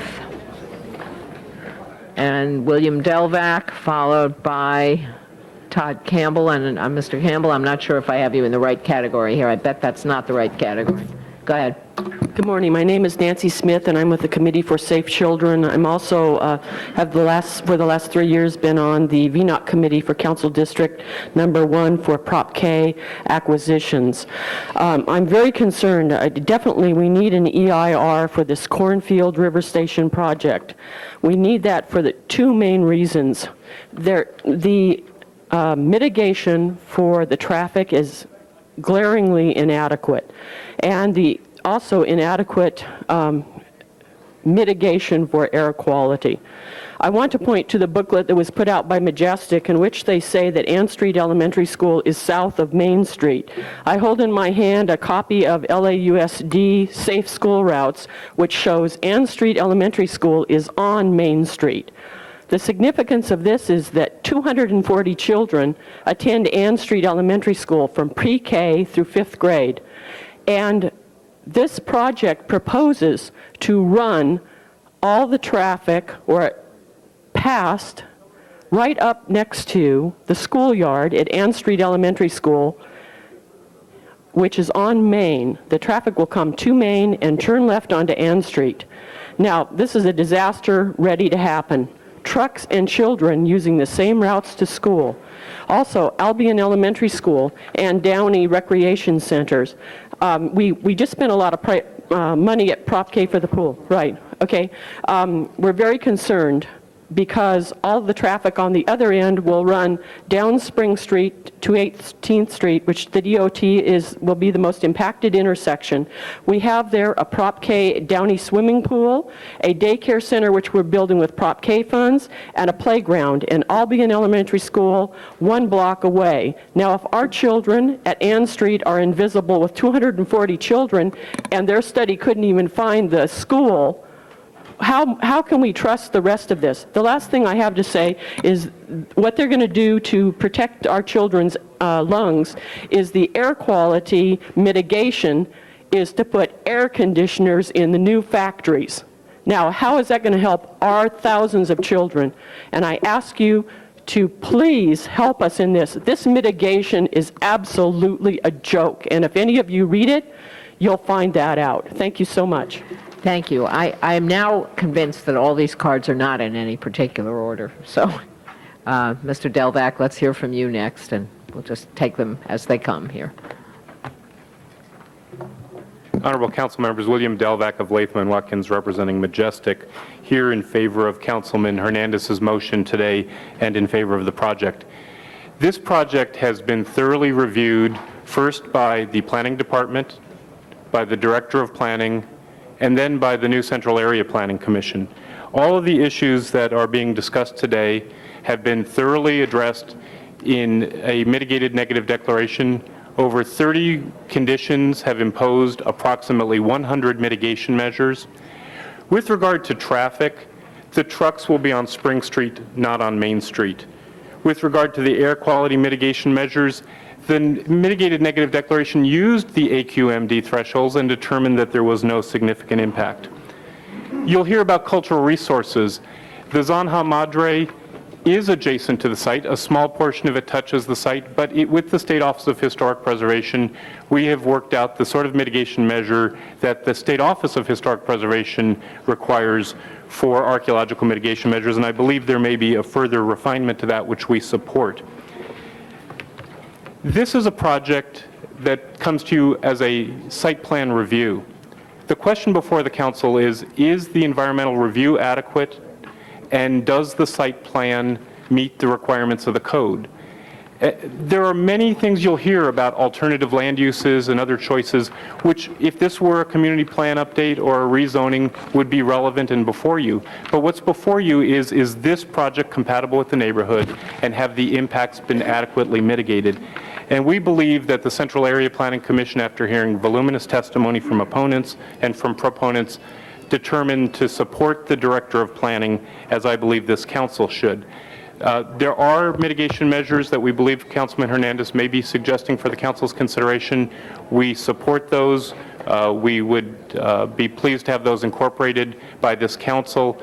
But this is a simple, straightforward site plan review. It is not about alternative land use choices and federal law issues, and therefore we would urge you to uphold the Director of Planning, uphold the Central Area Planning Commission, and support the project. Thank you. Thank you. Okay, Todd Campbell, followed by Harry Osofsky, Robert Garcia, Penelope Glass, Jan Chatton Brown, Laura Diamond, and Louis McAdams, or as many as we get through. Go ahead. Good morning, Madam President, members of the council. My name is Todd Campbell. I'm the policy director for the Coalition for Clean Air. And we're urging this council to oppose this measure primarily because we think an EIR is definitely required. As the lead scientist for the cases for NRDC and the Coalition for Clean Air against for our grocery chain facilities, I can tell you that the truck travel trips were half what's projected here. And the impacts extended for miles. Diesel exhaust and the impacts of diesel exhaust are significant. And in the report that has been presented, it has not considered or properly considered the toxic impacts on these communities and as well as the schools that resident the Cornfield project. Let me reemphasize, under our lawsuits, with half the truck travel, we found levels that violated Prop 65 warnings 10 to 100 times, and they extended for miles. So I urge this council to use extreme caution in proceeding with this item. Okay. We urge you a no vote. Thank you. Thank you. Harry Osofsky. Hi, Hari Osofsky from Center for Law and the Public Interest. In the interest of time, I'd like to cede my time to Jan Chetton Brown. We're here on behalf of their very extraordinarily broad coalition, and last night packages were delivered to all of the council offices. I'm afraid from some discussions today, you did not receive those. It would be very, very unfortunate to proceed with this matter without giving it due consideration. Just to indicate some of the organizations, the Chinese Benevolent Association, the Concerned Citizens of South Centro, the Latino Urban Forum, William Mead Homes Residents Association, People for Parks, Mothers of East LA. I have never seen in the almost 30 years of practicing environmental law such a broad-based coalition reflecting multicultural, ethnic, and economic interests. And they are jointly, strongly opposed to this project as proposed at that site, and strongly feel that an environmental impact report is warranted for this case. Would any of you want to have a 32-acre industrial project placed in your districts without the benefit of an environmental impact report, and particularly when alternatives for this project cry out? The alternative of a park was made viable by the passage of Proposition 12 and Proposition 13, and the only reason that we are not having funds explicitly designated for a park at that site today is because Mr. Roski and Union Pacific indicated that they would not be willing sellers. The only reason that they won't be willing sellers is because they knew that this project was set to go straight through the city without a careful examination. We cannot overemphasize the inadequacies of the mitigated negative declaration.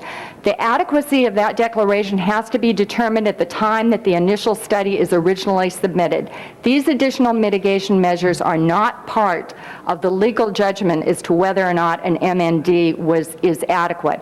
Also, the guidelines say that you are to hear from the community, and the community, the vast majority of the community, the LA Times, Speaker Emeritus Villaraigosa, Senator Polanco, all oppose the warehouse project and have urged consideration of a park for that site. Supervisor Molina asked for a full EIR, as well as the Department of Interior National Park Service. Obviously, we're prepared to go forward with litigation if necessary, but that is not in the best interest of the city. We urge that you look at the significant impacts which have already been mentioned in terms of air quality impacts that are not mitigated. The MND doesn't even spell out the number of diesel trips that would be occurring or the precise route. With regard to traffic, the safety of being immediately adjacent to Ann Street School, also the impacts on the Albion School. Majestic said that the site was too contaminated for a park, a position that was disagreed with by the Department of Toxic Substances Control that said it could be cleaned up to park standard. But in any case, they then turn around and say you can truck off all this hazardous waste and not produce a hazard to the environment. That's simply untrue. Aesthetics, despite the additional conditions that have been proposed by Mr. Hernandez, the walls may be maintained graffiti-free, but the fact is Chinatown looks down on this site. There'll be a tremendous adverse impacts, as does the Solano Canyon area. Water quality and cultural resources. The Zonha Madre is the mother ditch that allowed the development. Obviously, the chair wants to move on. There's Well, we're out of time, and so... I would ask that this is a matter that warrants more than 5 minutes. The environmental justice Well, it's been concern 10 so far, and I have 3 more environmental lawyers and Mr. McAdams from Friends. Any objection to an additional 5 minutes? Okay, Jan, you're still on, unless, No, I think depending which of... environmental justice. Okay. My name is Robert Garcia. I'm a senior attorney with Environmental Defense. on behalf of the Chinatown Yard Alliance, which, as Ms. Chatton Brown emphasized, includes an extraordinary coalition of environmental justice, civil rights, and environmental advocates.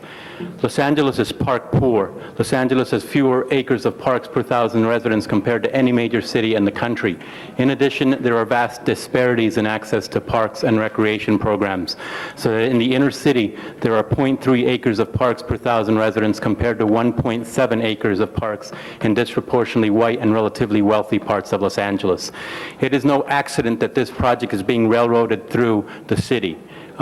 No one would be advocating a 32-acre warehouse proposal, as Majestic is, in a relatively white, disproportionately wealthy part of Los Angeles without a full environmental impact report, without full and fair public participation, without a consideration of alternatives like a park, playground, and compatible mixed uses.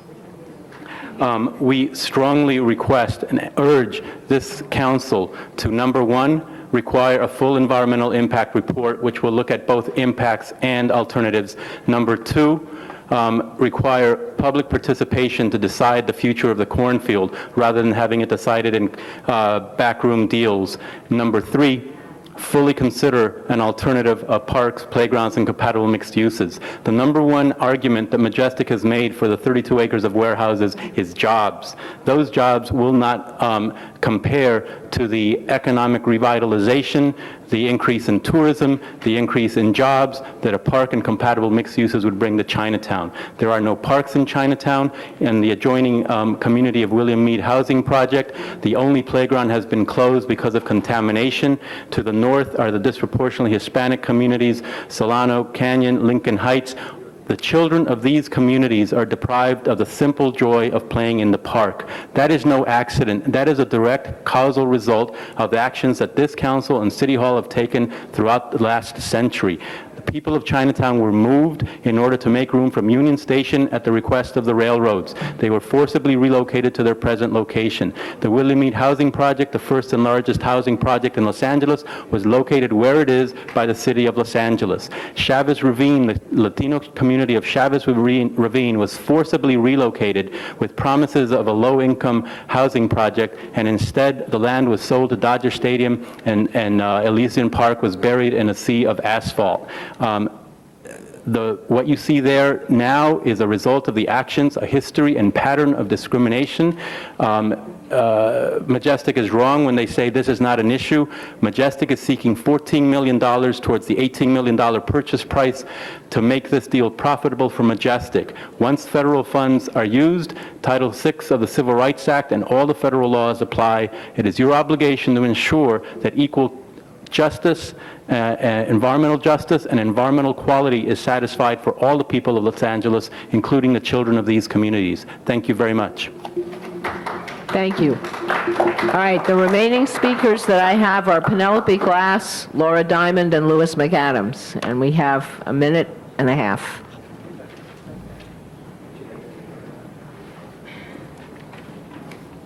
Good morning, Penelope Glass, attorney for the Environmental Defense.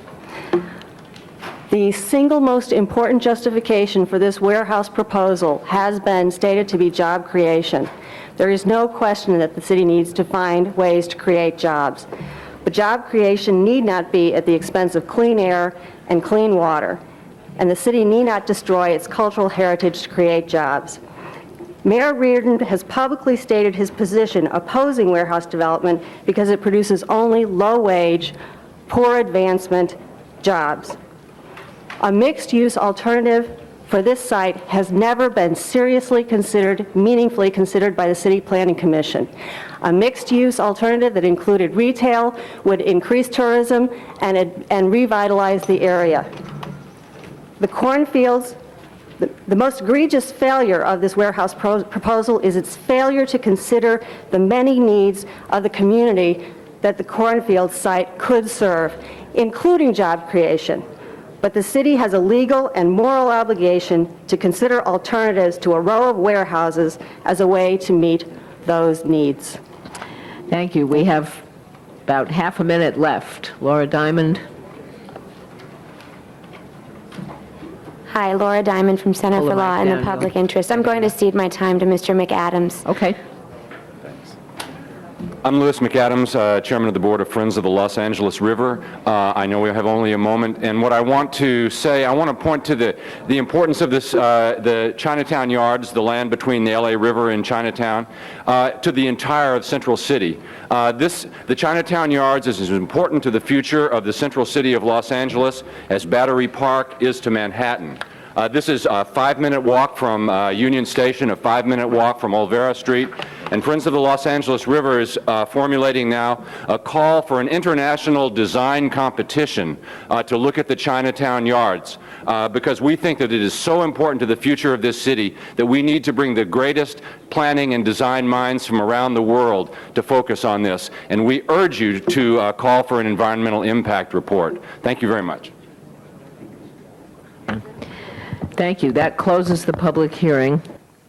Mr. Hernandez is first.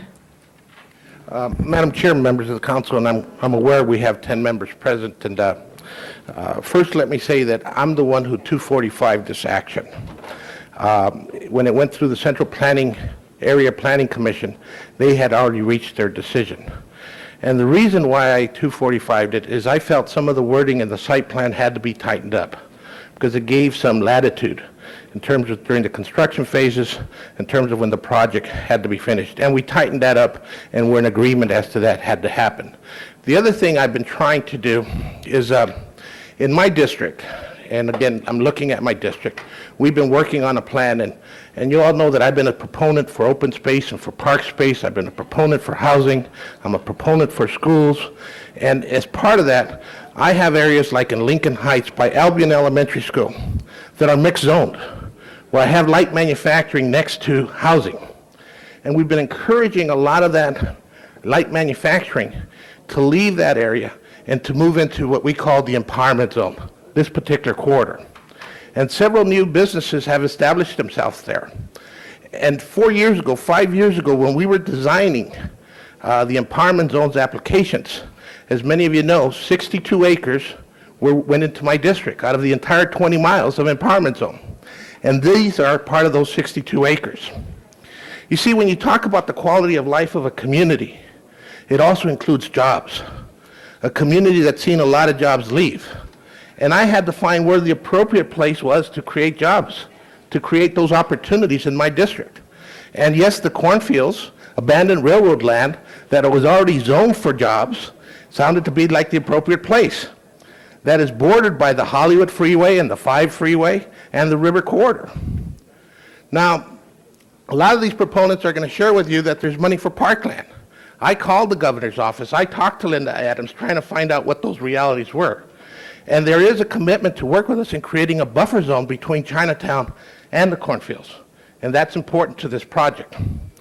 But you need to understand that when we talk about Taylor Yards, another basically 134 acres of land, 60 acres is committed for parkland. $45 million was set aside there. And FOLAR played a very active role in trying to do that. And I think that's important because we're going to have a mixed-use project where you're going to have some job creation in terms of some high-tech light manufacturing. Hopefully we can complete the component of some retail, some theaters, and some commercial, and some parkland all along that river corridor. But this is not that same corridor. The Sangre Madre is important, and that's why as part of tightening this up, we want to make sure we have a historian, an archaeologist working hand in hand and trying to preserve that. But the majority of the Sangre Madre is on the Pasadena Light Rail right away. And I'm trying to get the Light Rail Construction Authority, which I chair, as well as the developer, as well as some of the other development projects that are going on in that area to work together to try and properly preserve the Sangre Madre and give it its historic significance. But I need to share with you that when you talk about quality of life issues in communities, and particularly the communities I represent, job housing balance is important. And creating opportunities for people to find jobs is part of what this project is about. It's next to Elysian Park. It's along the, you can all see it when you're driving north to Lincoln Heights, where Main Street and Spring Street kind of convey. This is basically north of Spring Street. So I've basically 245 this for the purposes of tightening up the site plan, making sure there's more mitigation, making sure that it's more compatible with what's going on there now, and it respects the neighborhoods that surround it. and I just ask for you to support me in this action. I've supported many of you in all your projects, including job creation, including housing, including open space. I'm trying to plan out my district in a way that makes sense for the quality of life of the residents I've been voted to represent. Mr. Wax.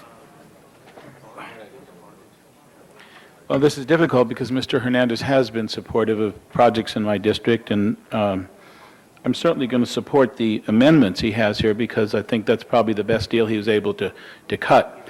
But I am going to oppose the whole project because I think that approving this project, even with the amendments, it will waste an opportunity to use an invaluable resource for a better and higher purpose. I remember when this developer came and talked about the glory of downtown and what he would do with the sports arena and all of the glorious things it could do to revitalize an area and bring people into it and give people a sense of place and identity. Now, that is about the opposite of what a bunch of big warehouses are going to do at the other end, where perhaps we could create something equally as useful and equally as desirable and equally as beneficial if we gave it the kind of attention that the people here who are here today have asked us to give it and that an EIR would. So as an alternative motion, I'm going to move that we deny this project until we get a full environmental impact report. And certainly if that doesn't pass, I'll support Mr. Hernandez's motion for the improvements, but then I will vote against the whole thing because I really think that this would be a terrible wasted opportunity to do something far better for the people in the city of Los Angeles. Mr. Ridley Thomas. Madam President, members of the council, a couple of observations seem to me to be appropriate. I take note of the fact that Mr. Hernandez has worked on this issue with a fair degree of intensity for a long time, and it hasn't been with the idea of writing a blank check to any particular developer to do as that developer might choose. And it would seem to me that the record will reflect that there's been a considerable amount of give and take with respect to what is potentially the highest and best use. It goes without saying that we often defer to the person in whose district the project is being built on the assumption that that person has looked at it with a fair degree of care, And if we choose to differ, we can. With regard to the environmental issues, I wish to indicate that the chapter is not closed pursuant to HUD resources that the developer is inclined to pursue, and if granted, they will be required pursuant to the National Environmental Protection Act to do comprehensive evaluation of alternatives as well as to review environmental impacts. And so I believe that at the appropriate time, those things can and should be accomplished. The matter has already been approved by the Planning Commission and gone through the appropriate processes. Mr. Hernandez wishes to put forward an amending motion that further conditions the project, and to the extent that that is the case, I'm prepared to support that. Following the next step in the process, more environmental considerations will have to be undertaken pursuant to law. Mr. Burnson. Yes, first I have to ask the city attorney a question. Just give me a yes or no. Do we have the authority to deny the entire thing, or do we simply a yes or no on this project under the new City Council charter? steps in the shoes of the Area Planning Commission. So I can't hear you to start with. the City Council steps in the shoes of the Area Planning Commission. Mr. Pritzker can address the So question. we could deny it if we so chose, right? If the Area Planning Commission just could give me a have, yes and or I no? don't. My time is running. I have other things I want to Yes. say. We do have the authority to deny it if we wish. Is that Yes. correct? Okay. With that, I would still reiterate that this is an MR2 zone. It is surrounded by industrial and other types of uses in that corridor. I drive through it every single day on my way home, and I can tell you that what is proposed is appropriate. The question, if any of you note what MR2 is, you might come out to my district. We have the largest industrial MR2 area in the city. It goes all the way from Northridge to the end of to Topanga Canyon and Chatsworth, and it's surrounded by residential use because it is a clean, attractive type use. So it's not like it's a smokestack type thing that you're putting in there. What if a site plan and landscaping and other things are attractive, it can be very nice. And I must tell you, I support open space and the other things that we've all talked about, and motherhood and apple pie. But there is a need for jobs. You know, economics are an important part of our community, and we mustn't lose sight of balance. For us to stop something that is appropriate in this area on the guise that we need it for more parkland and everything else, we have a lot of parkland not too far away. It's called Elysian Park. And we have the river, which is part of an improvement project that hopefully will be developed like some other cities in the future, such as San Antonio and some other places where they have, and St. Paul, Minneapolis, where they utilize an area that becomes a parkland combination, commercial and park. And we can do those things. But Mr. Hernandez knows his district. I am very familiar with this, with the cornfields and with that area. And I can tell you that this would be, if it's done properly, and I think Mr. Hernandez's amendments and motions that he's brought in would make sure that that happens. I think it's an appropriate use and a good project for the area, and I'm going to support Mr. Hernandez's amendments to this. Mr. Fewer. Thank you, Madam President. Well, you know, as Joel said, this is a complicated issue, and it's complicated not just substantively, but also procedurally. Because the next question, to which I think I know the answer, is and we'll get to the substance in a moment, but procedurally, if the council adopts Mr. Wax's motion, what happens is that and we move to disapprove the project. If we adopt Mr. Wax's motion with less than a unanimous vote of 10 of us, what happens? Wasn't this an 8-vote item? Unless there are 10 votes to Under overturn. 245, when the time runs, then the underlying action would be approved. So it takes 10 votes to alter 8 the underlying. votes. 8 votes or 10 votes? That's the question before. Why didn't you give me that 8 answer? votes. You're speaking hypothetically, Mr. Bunsen. I'm trying to understand Clearly. the lay of the land here. It takes 8 votes to do what? Takes 8 votes to take an action today, whatever the action is. You've already taken jurisdiction. That was a 10-vote item. I see. Now you have a motion, I think there's an amending motion in front of you. That would take 8 votes, and Mr. Wax's motion would also take 8 votes. Okay, all right. So wait, hold on a second. So it would take, it would take. 8 votes for Mr. Joel Wait, Wax's it would motion? take 8 votes for You see 8 Mr. votes? Wax.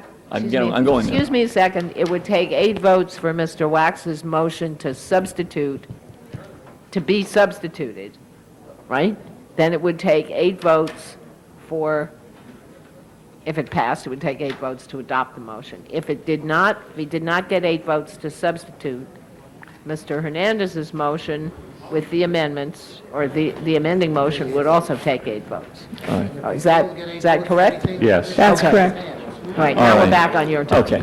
I mean, because substantively, here's the thing. First, on the one hand, Mr. Hernandez has worked on this with, I think, painstaking detail and effort for at least, a couple of years, Mike, something like that? 6 years. I haven't been in office for the length of time Mr. Hernandez has been working on this issue.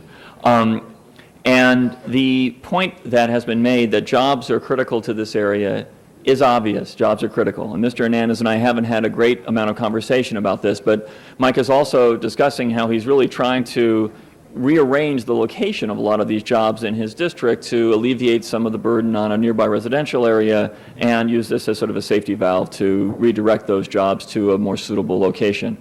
And those are all compelling things to say. I will say that I think an EIR should have been done here. I don't see 8 votes to compel an EIR now. But I think it's true. I think the combination of all the factors involved militates in favor of an EIR, and I think that the Majestic people should have done that in the first place. Secondly, I think that the environmental justice issues are in fact legitimate issues. Mr. Garcia's recitation of events that have led to put it in the most gentle way, a lack of amenities that any other community would find fundamentally necessary in this area is right. Also, Mr. Hernandez is the person most responsible for creating in underserved areas of our city the opportunity for more park space, and Mike has been working to try to create parks here. This hasn't been a successful effort yet.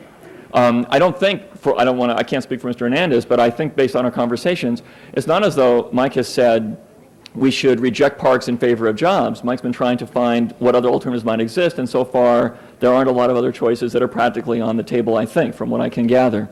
So it makes it very tough, because this is an area, in summary, which I think most of us would agree needs both more jobs and more open space. Mr. Wax, I think, is correct that there are many opportunities yet to be explored here, but to explore those opportunities requires a council mandate that would take at least 8 votes here for an EIR. And I don't see that EIR happening here. There may be something that happens at the federal level. I'm not sure the implications of our action here for what the feds may or may not do, because there's been kind of tepid response so far from HUD on the EIR issue. So I'm pretty torn, although I must say in the end, if there aren't enough votes to compel an EIR in this process, which is what would open the door to all kinds of things, including the potential for a willing seller where there currently is none, then I think Mr. Hernandez's efforts really deserve to be honored. And that's the quandary I think we find ourselves in, because I think Mike's been working on this with a lot of passion and trying to find something that really benefits his community in a very thoughtful way. Ms. Mizikowski. Thank you, Madam President. There's a couple of points. I think some have been made already. One, what I start on this, is an industrially zoned piece of property in an industrial planned area.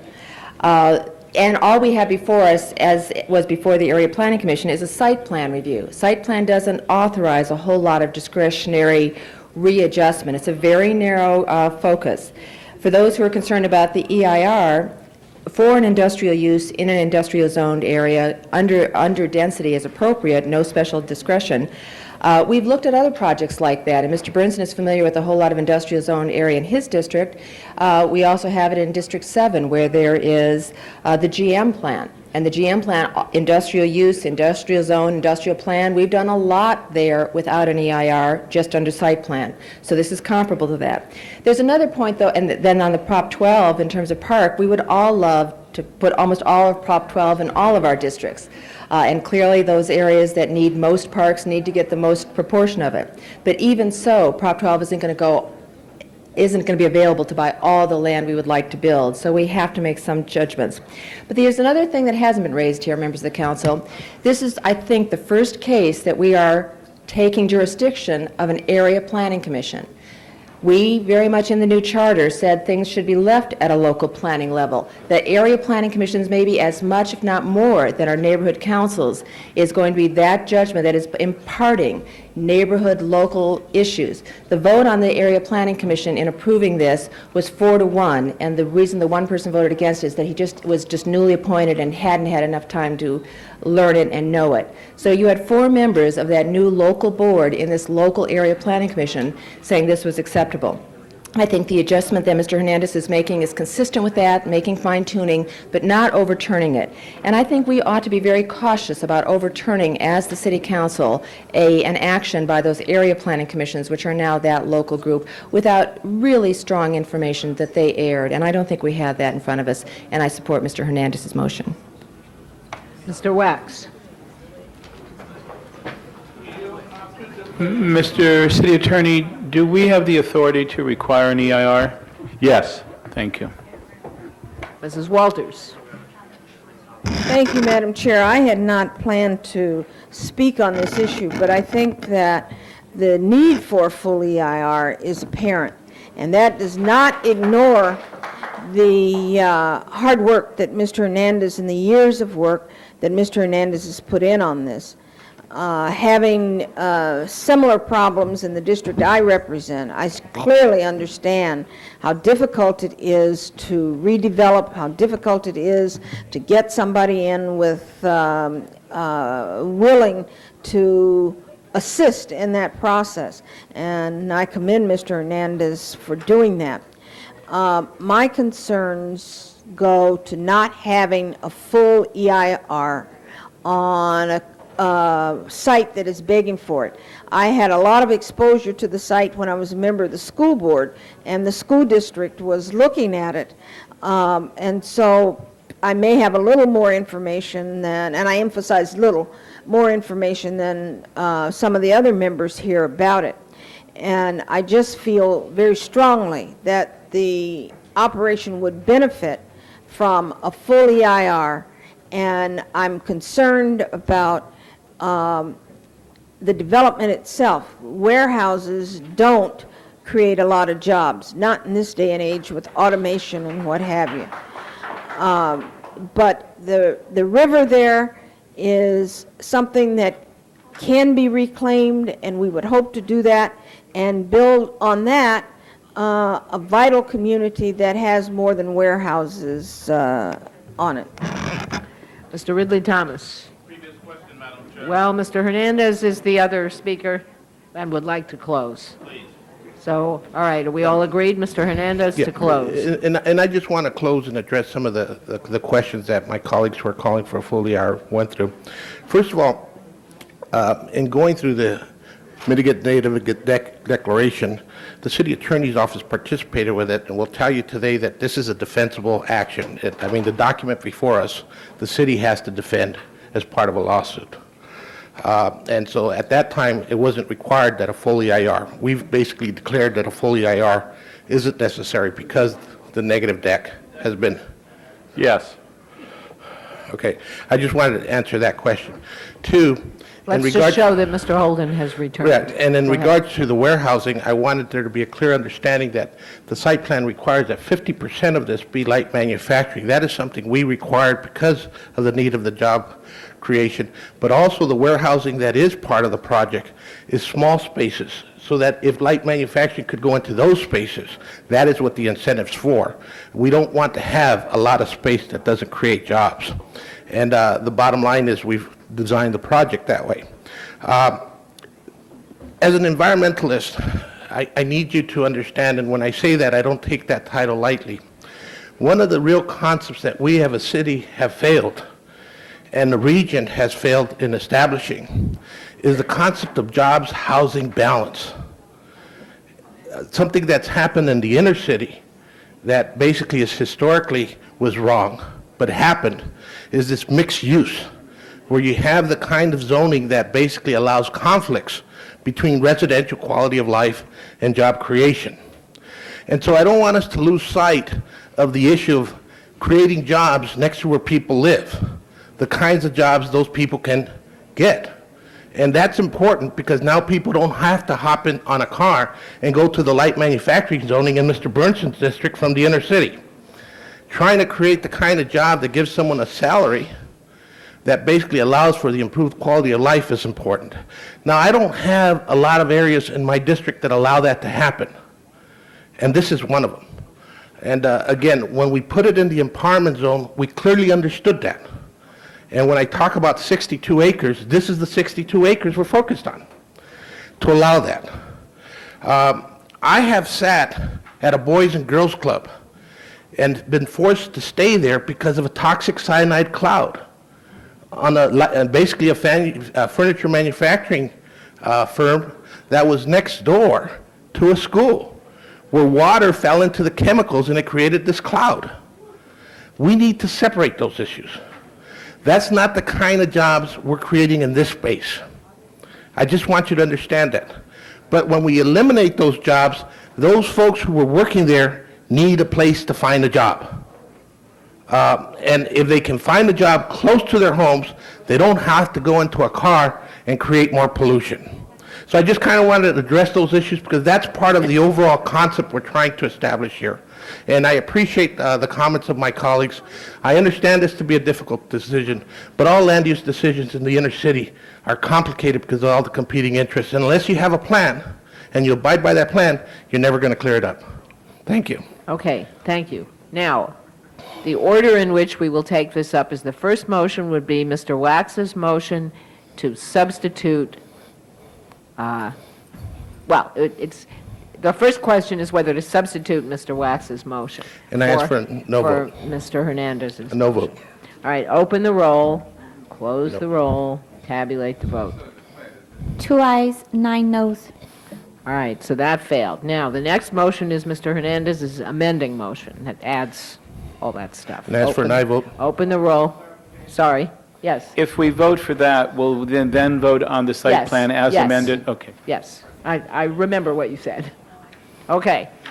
This is to amend Mr. Hernandez's motion. Open the roll, close the roll, tabulate the vote. 11 ayes.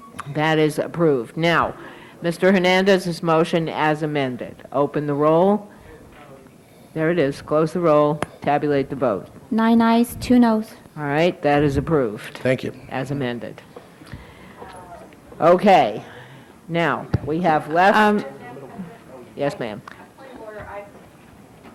Attorney may have some advice to impart on All that right. issue that we just voted on. That may The be city different from- attorney is checking on the matter. I am told that my interpretation may not necessarily be the correct interpretation.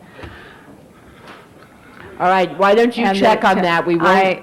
I understand. All right, in the What are meantime... we talking about? What's the issue? The 8-vote versus 10-vote item on the need to act, we have the charter in front of us, and it says, when the council asserts itself as the planning authority, it shall be subject to the time limits and other limitations of this action, which says 10 votes.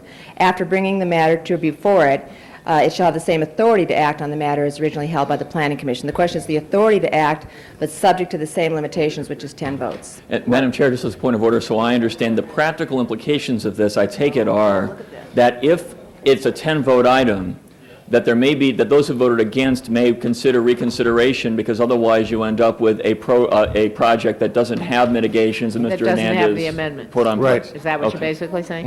Is it- All right, so, wait, hold it. We are going to check this, and as soon as we've checked it, Well- we will come back to the issue. In the meantime, Point okay? of personal privilege. Yes, sir. You might wish to reiterate the point that was just made for the benefit of those who voted against it, which has the net effect of causing the standard to be lower rather than higher. I believe, yes, that point's been made now twice. Let's have the city attorney check on whether we need to reconsider or not. In the meantime, we are not done yet, ladies and gentlemen. Sometimes people We need to have hear it public 3 comment, times. and we have a long report from the, I believe it's a long report from, concerning the Department of Justice. Maybe it's not a long report. So we can, why don't we have the public comment period while we check this out with the city attorney? All right, this is the time for members of the public to comment on items not on today's agenda. We have 2 people who wish to be heard. First, Ted Hunt from the Los Angeles Police Protective League. Is he still here? He was here. There you are. Sorry, there's a post in the way here. Excuse me? We did special 3. You weren't here. Go ahead. My name's Ted Hunt, President of Los Angeles Police Protective League. There's a couple of things I would like to tell you about. First is I want to commend the LAPD officers last night for the incredibly good job that they did in defending this city and keeping the streets safe, particularly around the Staples Center. Marvelous job. Second thing is I want to update you on the cooperation between the Los Angeles Police Protective League and the Inspector General's analysis of LAPD. We have authorized a survey of our members. That survey has gone back. Our sampling indicates there's been an approximate 35% rate of return. We urge you to wait on any type of reform proposals until the Inspector General's report has been filed, until the Erwin Chemerinsky report is published, and the Christopher Commission report has been completely and thoroughly reviewed, and there has been a full public hearing. Finally, I would like to urge the City Council to keep a very close eye on Senate Bill 1261 by Senator Tom Hayden. You need to track this due to the potential significant impact to the City of Los Angeles. Thank you for your attention. Thank you. Candido Maras. Still here? He's gone. All right, that closes the public comment period. Madam City Attorney, do we have an update? Not yet. Not yet. Okay. Well, unless I hear anything from, well, Mrs. Walters has left. So let's, Mr. Wax, unless you want to do something now, we're going to wait till we hear from the city attorney. Okay, in that case, we are ready to move to item 47, which is, no, we're not? Yes, we are. That's all that's left. Several motions for posting and referral. All right. Oh, there's always more. Motions, yes, items for, go ahead. Motions for posting and referral. Without objection, they are posted and referred.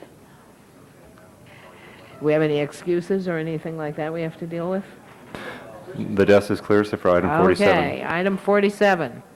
So for those of you who are not involved, even if you're involved in item 41, if you're not involved in item 47, we have to ask you to leave the council chamber while the council goes into executive session. We will, for those involved with 41, don't go far because we may have a report for you at some point, I hope.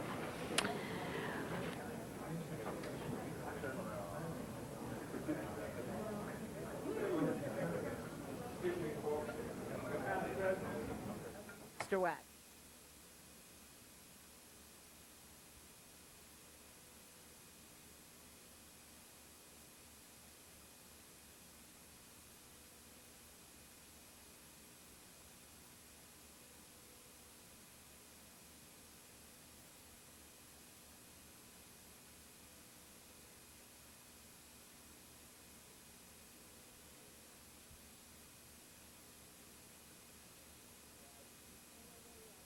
Yeah, they will. Loud, oh, no. No, there you are. We have to have Okay. it on tape. Go ahead. My name is John Semkin, Vice President of Majestic Realty, and we'd like to say on the record that we voluntarily accept the mitigations that Councilman Hernandez has put forth before the council today, even if you're not able to get a quorum of 10 votes. Okay, thank you very much. We appreciate that. My pleasure. All right, now we're going to close the room, right?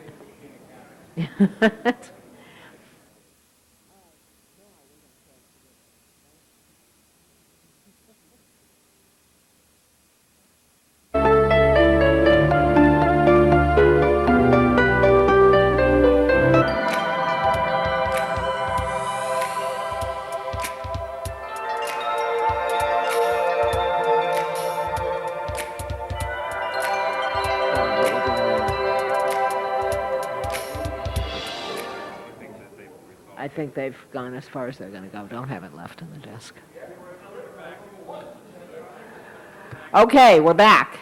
Let me announce to those who may be back with us on television and elsewhere that we seem to have lost a quorum. We are going to do some adjourning motions, but we are officially out of session at this moment. So since we do have some adjourning motions, would everybody who's here please rise for adjourning Madam motions? Chairman, item 41, my understanding was... Item 41, since the developer had agreed to the conditions, where, But the city attorney also felt that 8 votes could be... did you also resolve the question with respect to item 41? I think that based on the importance of this matter, that we'd like to bring a writing back into council on this. All right. So the answer is no, we didn't yet, but since the developer agreed to what you proposed, we're in business. All right, Mr. Wax for an adjourning motion. I have several, Madam Clerk, excuse me, Madam President. I'd like first the council to adjourn in memory of Jim Hayes, the former county supervisor. Yeah, I mean, he was really a very decent, very progressive, really fine individual who served the state and the county, I think, with distinction. I'd like to join you on that. He was my supervisor. I'd like the council to adjourn in the memory of Paul Hawkins, who was had a distinguished military career for this country, and is the father of my friend Bill Hawkins. And I'd like the council to adjourn in the memory of Ruth Miriam Reines, who is the mother of Rich Reines and other family members, and someone who was a wonderful lady and a wife and mother and grandmother. And I'll give the clerk the pertinent information. And I don't know if while I was not here, we adjourned in memory of Nancy Vreeland. But if we did not, she's the wife of Tim Vreeland and was just a very powerful force in the cultural life of this city as well as in the fashion world. And I'll give the clerk the pertinent information. I'd like to be a co-presenter on the Rhinus Yes. All right, let's check on that, Mr. Holden. Right. I had the privilege of serving with Supervisor Hayes, both when I was in legislature and when I was on Supervisor Hahn's staff. And I remember that's when the paramedic program was recertified, when Mr. Hayes had an opportunity to vote for the ambulance companies and against paramedics or for paramedics, and the vote was going to go against. He had an aneurysm over 20 years ago. Paramedics saved his life, gave him an extended life, productive, came back to the board, and the vote was in favor of paramedics. And he validated the paramedic program, and I think that's worth noting. Yeah, I'd like to note some of the rest of us have validated it as well, involuntarily, but nevertheless. Mr. Ridley Thomas. Madam President, members of the council, I'd like for you to join me in joining in memory of Rosenell Dines. Ms. Dines was one of the founding members of the Empowerment Congress. And there wouldn't be much to speak about in terms of citizen activism as it has expressed itself in the 8th District had it not been for her candor, her dignity, and her sense of making her neighborhood and surrounding neighborhoods better by participating constructively in local government. She called approximately 2.5 months ago and said, Councilman, I need to resign from leadership in the Southwest Area Assembly on the CAC, the Western Slauson project area, and the other ways in which he was participating. He said, I'm very ill and I do not wish to make a big issue of it, but I need to resign. The entire Empowerment Congress was saddened to hear of Rosenell's passing on August the 11th, and she will be profoundly missed. I'd like to second that. Call the roll, such as it is. There's no roll to call, there being no quorum. The quorum is looking a little iffy for tomorrow. We'll be in touch with everybody's office as soon as we can confirm it one way or another. Thank you all.